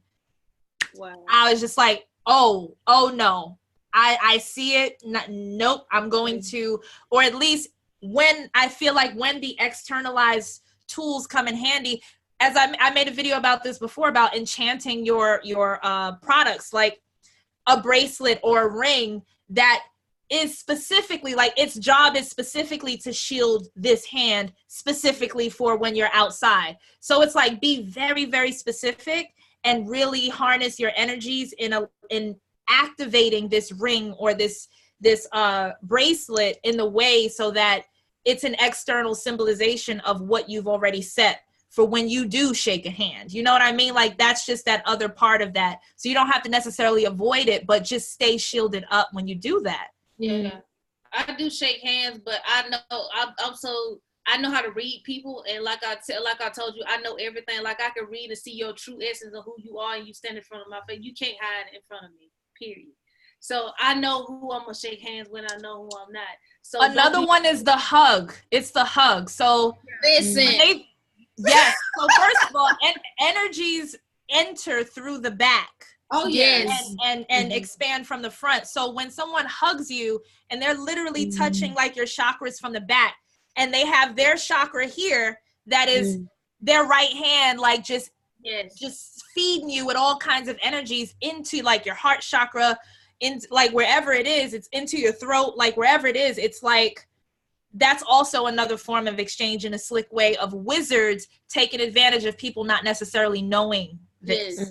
And we live in the South, and all of the hugs and stuff, and even unknowingly, because people can have energy attachments or entity attachments that know that they might not even be aware that an entity is hosting their body. And they go up and hug. One thing, everybody, all of my friends in the past knew Jamie is not a hugger. Yeah. I didn't ever initiate. If I initiated them, me and you, we rock long ways. I know you like to the depths of me. But other than that, you will never see me extend a hug out to you unless I know you like that. She don't hug me. No, she doesn't. Listen, and I'm not gonna harm her. But see, I know her, but I was like, Jamie, you came outside from the car, you probably brushed the bush. I don't know what that exchange was. So just know I love you from my heart. Okay, we ain't gotta touch. But that's another thing that's coming here in the South was people love to rub backs. Oh yeah. Shit growing up. I remember having an experience with a woman I did not know. She was a part of my family, and she came up and touched my back, and I just remember feeling sick. And I was like, never again will I allow people to touch me. That was just ill, and like without my permission. Like, I'm fine with if I initiate it, or we both agree that, hey, we're gonna hug, we're gonna touch hands. I have no problem with that, but as long as we both agree. And it's down here in the South, it's forced upon. Among many other things. That's just a part of Southern culture. People forcing hugs, people forcing handshakes, people forcing back rubs. Before I had left the Christian paradigm, all the time I had people I did not know from all types of walks of life and different entities love to come. I did not know what it meant. They would come up to me and touch my hand and rub my palms. And then they would say, oh, you're very powerful, and walk away. I never knew what it meant. Jasmine told me early on. She said, stop letting people touch you. They're taking things from you. I said, Jamie, what you talking about? I'm just trying to help people. She said, Jamie, they're taking energy away from you. Like all types of people. I swear on for like I won't recognize them today. They would just come up to me and pretend like they have something nice to say. They don't know me from Adam. And say, can I see your hand? And just rubbed upon still to this day, I don't know what I hold in my palms. That's just something that for me to dig into. But that was another one of those reasons why I was like, me shaking hands, me hugging, you touching my back, unless we agree or I initiate. No. Yeah, I mean, just like we have the soles of our feet, we have these are the soles of our hands. Like, this is a portal, 2 portals here. Biggest pores in your body. Yeah. People got to be careful in these streets, because as soon after that a lot of stuff started happening in our home during that time. And you know, people are like, oh, well, I don't want to go out in fear. It's just like, would you go out with no clothes on? Like, first of all, it's snowing outside. Are you going to get a coat and are you going to be self-righteous and say, well, I don't need a coat in this below 30-degree weather because I'm protected. Like, it's you just, everybody have to stay protected, and you can't rely on your tools to do the protection for you. Right. Tools are an extension of you. It's always going to be an extension of you, because it causes for you to put your energy and to be very specific on the energy that you're in that tool in order to protect you. The people at that time, I had to bring it back to me, because early on in my journey, I forgot all about self. It was all external. Yeah. And that's what a lot of people are right now. That's really what a nation is. It's all external right now, and reminding you to go back here. Remember, it's always back.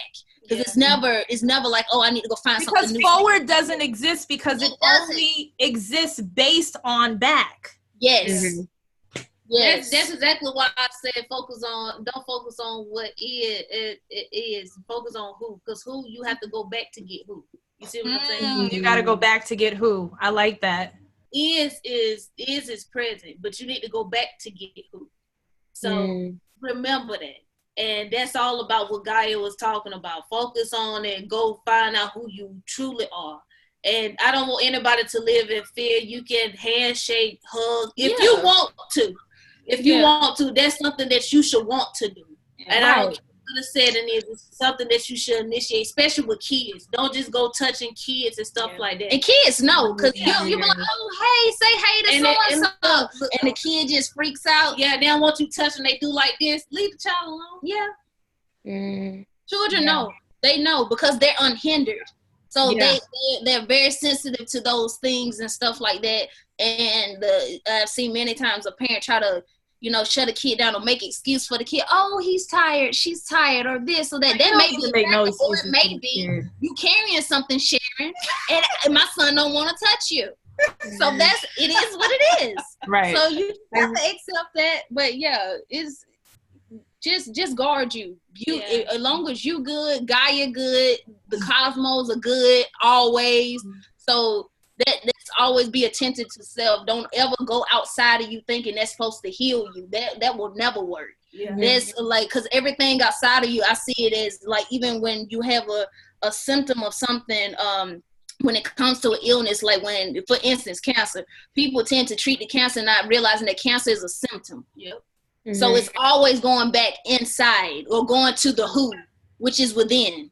It's always going to be internal. And when you access the who, you get access to the experiences, which are those are the roots to like your disease or your everything else. Yeah.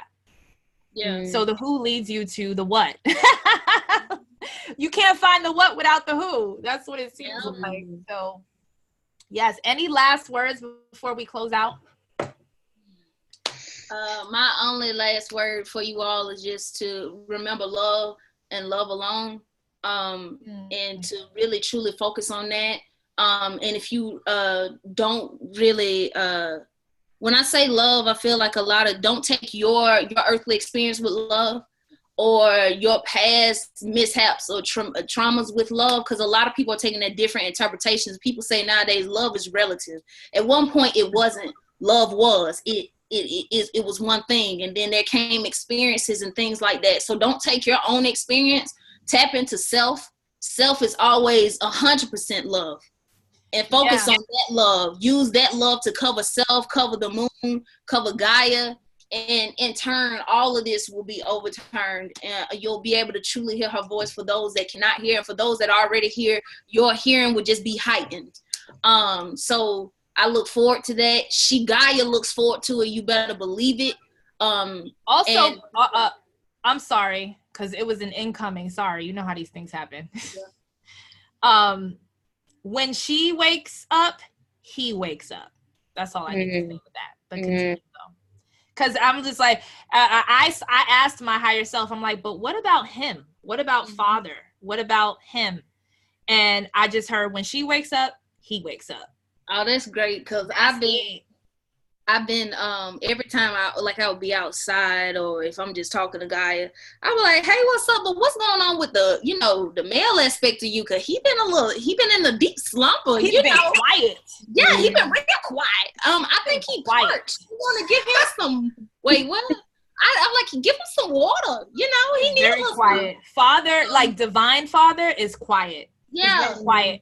And I was like, yo, I would really love to hear from him, because no offense, love you, but I'm pretty sure he got something to say too. I would really love to hear that. And so I'm glad that you said that when she awakens, he awakens.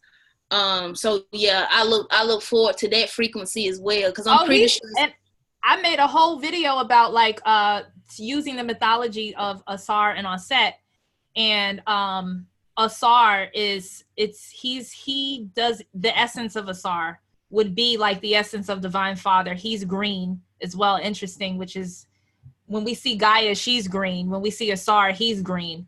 And it's more of like, and he was also, before he went into the underworld, he was, he made the land fruitful. Like, you know, it was turned into desert when he disappeared. So it's like, when we hear the story of how he was cut into pieces, 13 pieces, by the way, 12, including the phallus, his phallus was taken. When I take the mythology of that and I take that into practical senses, that means his DNA was taken. His member was taken. His identity was taken. So it's like these fall that has been running around here, they've been wearing his suit, or they've been wearing his identity. So he's not had his member for a long time. His phallus was not restored. It has not been restored yet. Okay. The mythology tells you the happily ever after version, but that story is not even complete within itself. So that's also something else. Matre, did you have anything, or, you know? Yeah. I mean, there may be some people that will listen to this and will feel this urge to be like, okay, I need to help her. That whole thing in itself is bringing up this whole thing of self-sacrifice and how we can almost like give ourselves away. So in this time, like, rescue you. Like, that's what it's all about, like rescuing you. Like, Gaia needs you to rescue you. So yeah, be your own rescue mission right now, because we've all got a lot of stuff that we need to heal from. So yeah, just get with it. I want to say the same thing that you just said, Matrea, because the only thing I wanted to say is, I agree with her, bouncing on what she just said. All the people that want to help and everything like that, being yourself, getting to know you, and, you know, staying true to you, protecting you and healing you. That is all that's about. But instead of trying, I said this earlier, instead of trying to find a message, you are the message. Instead of trying to figure out what to say, you already know what to say. That was my problem, because I kept telling her, I said, when I got something to say, I say it, but I was trying to find something to say. Instead of remembering the who. And I had to go back. So let's go back, let's jog it, and then you'll have something to say. Don't worry, it's not outdated. Amazing. Perfect. Well, thank you guys so much for taking the time out to share this message. And again, go into your meditation and do what it is that you got to do, as long as you do it with love. Yes. Thank you guys, and we shall see you again. Yes. All right. Bye. See you. Bye. Bye.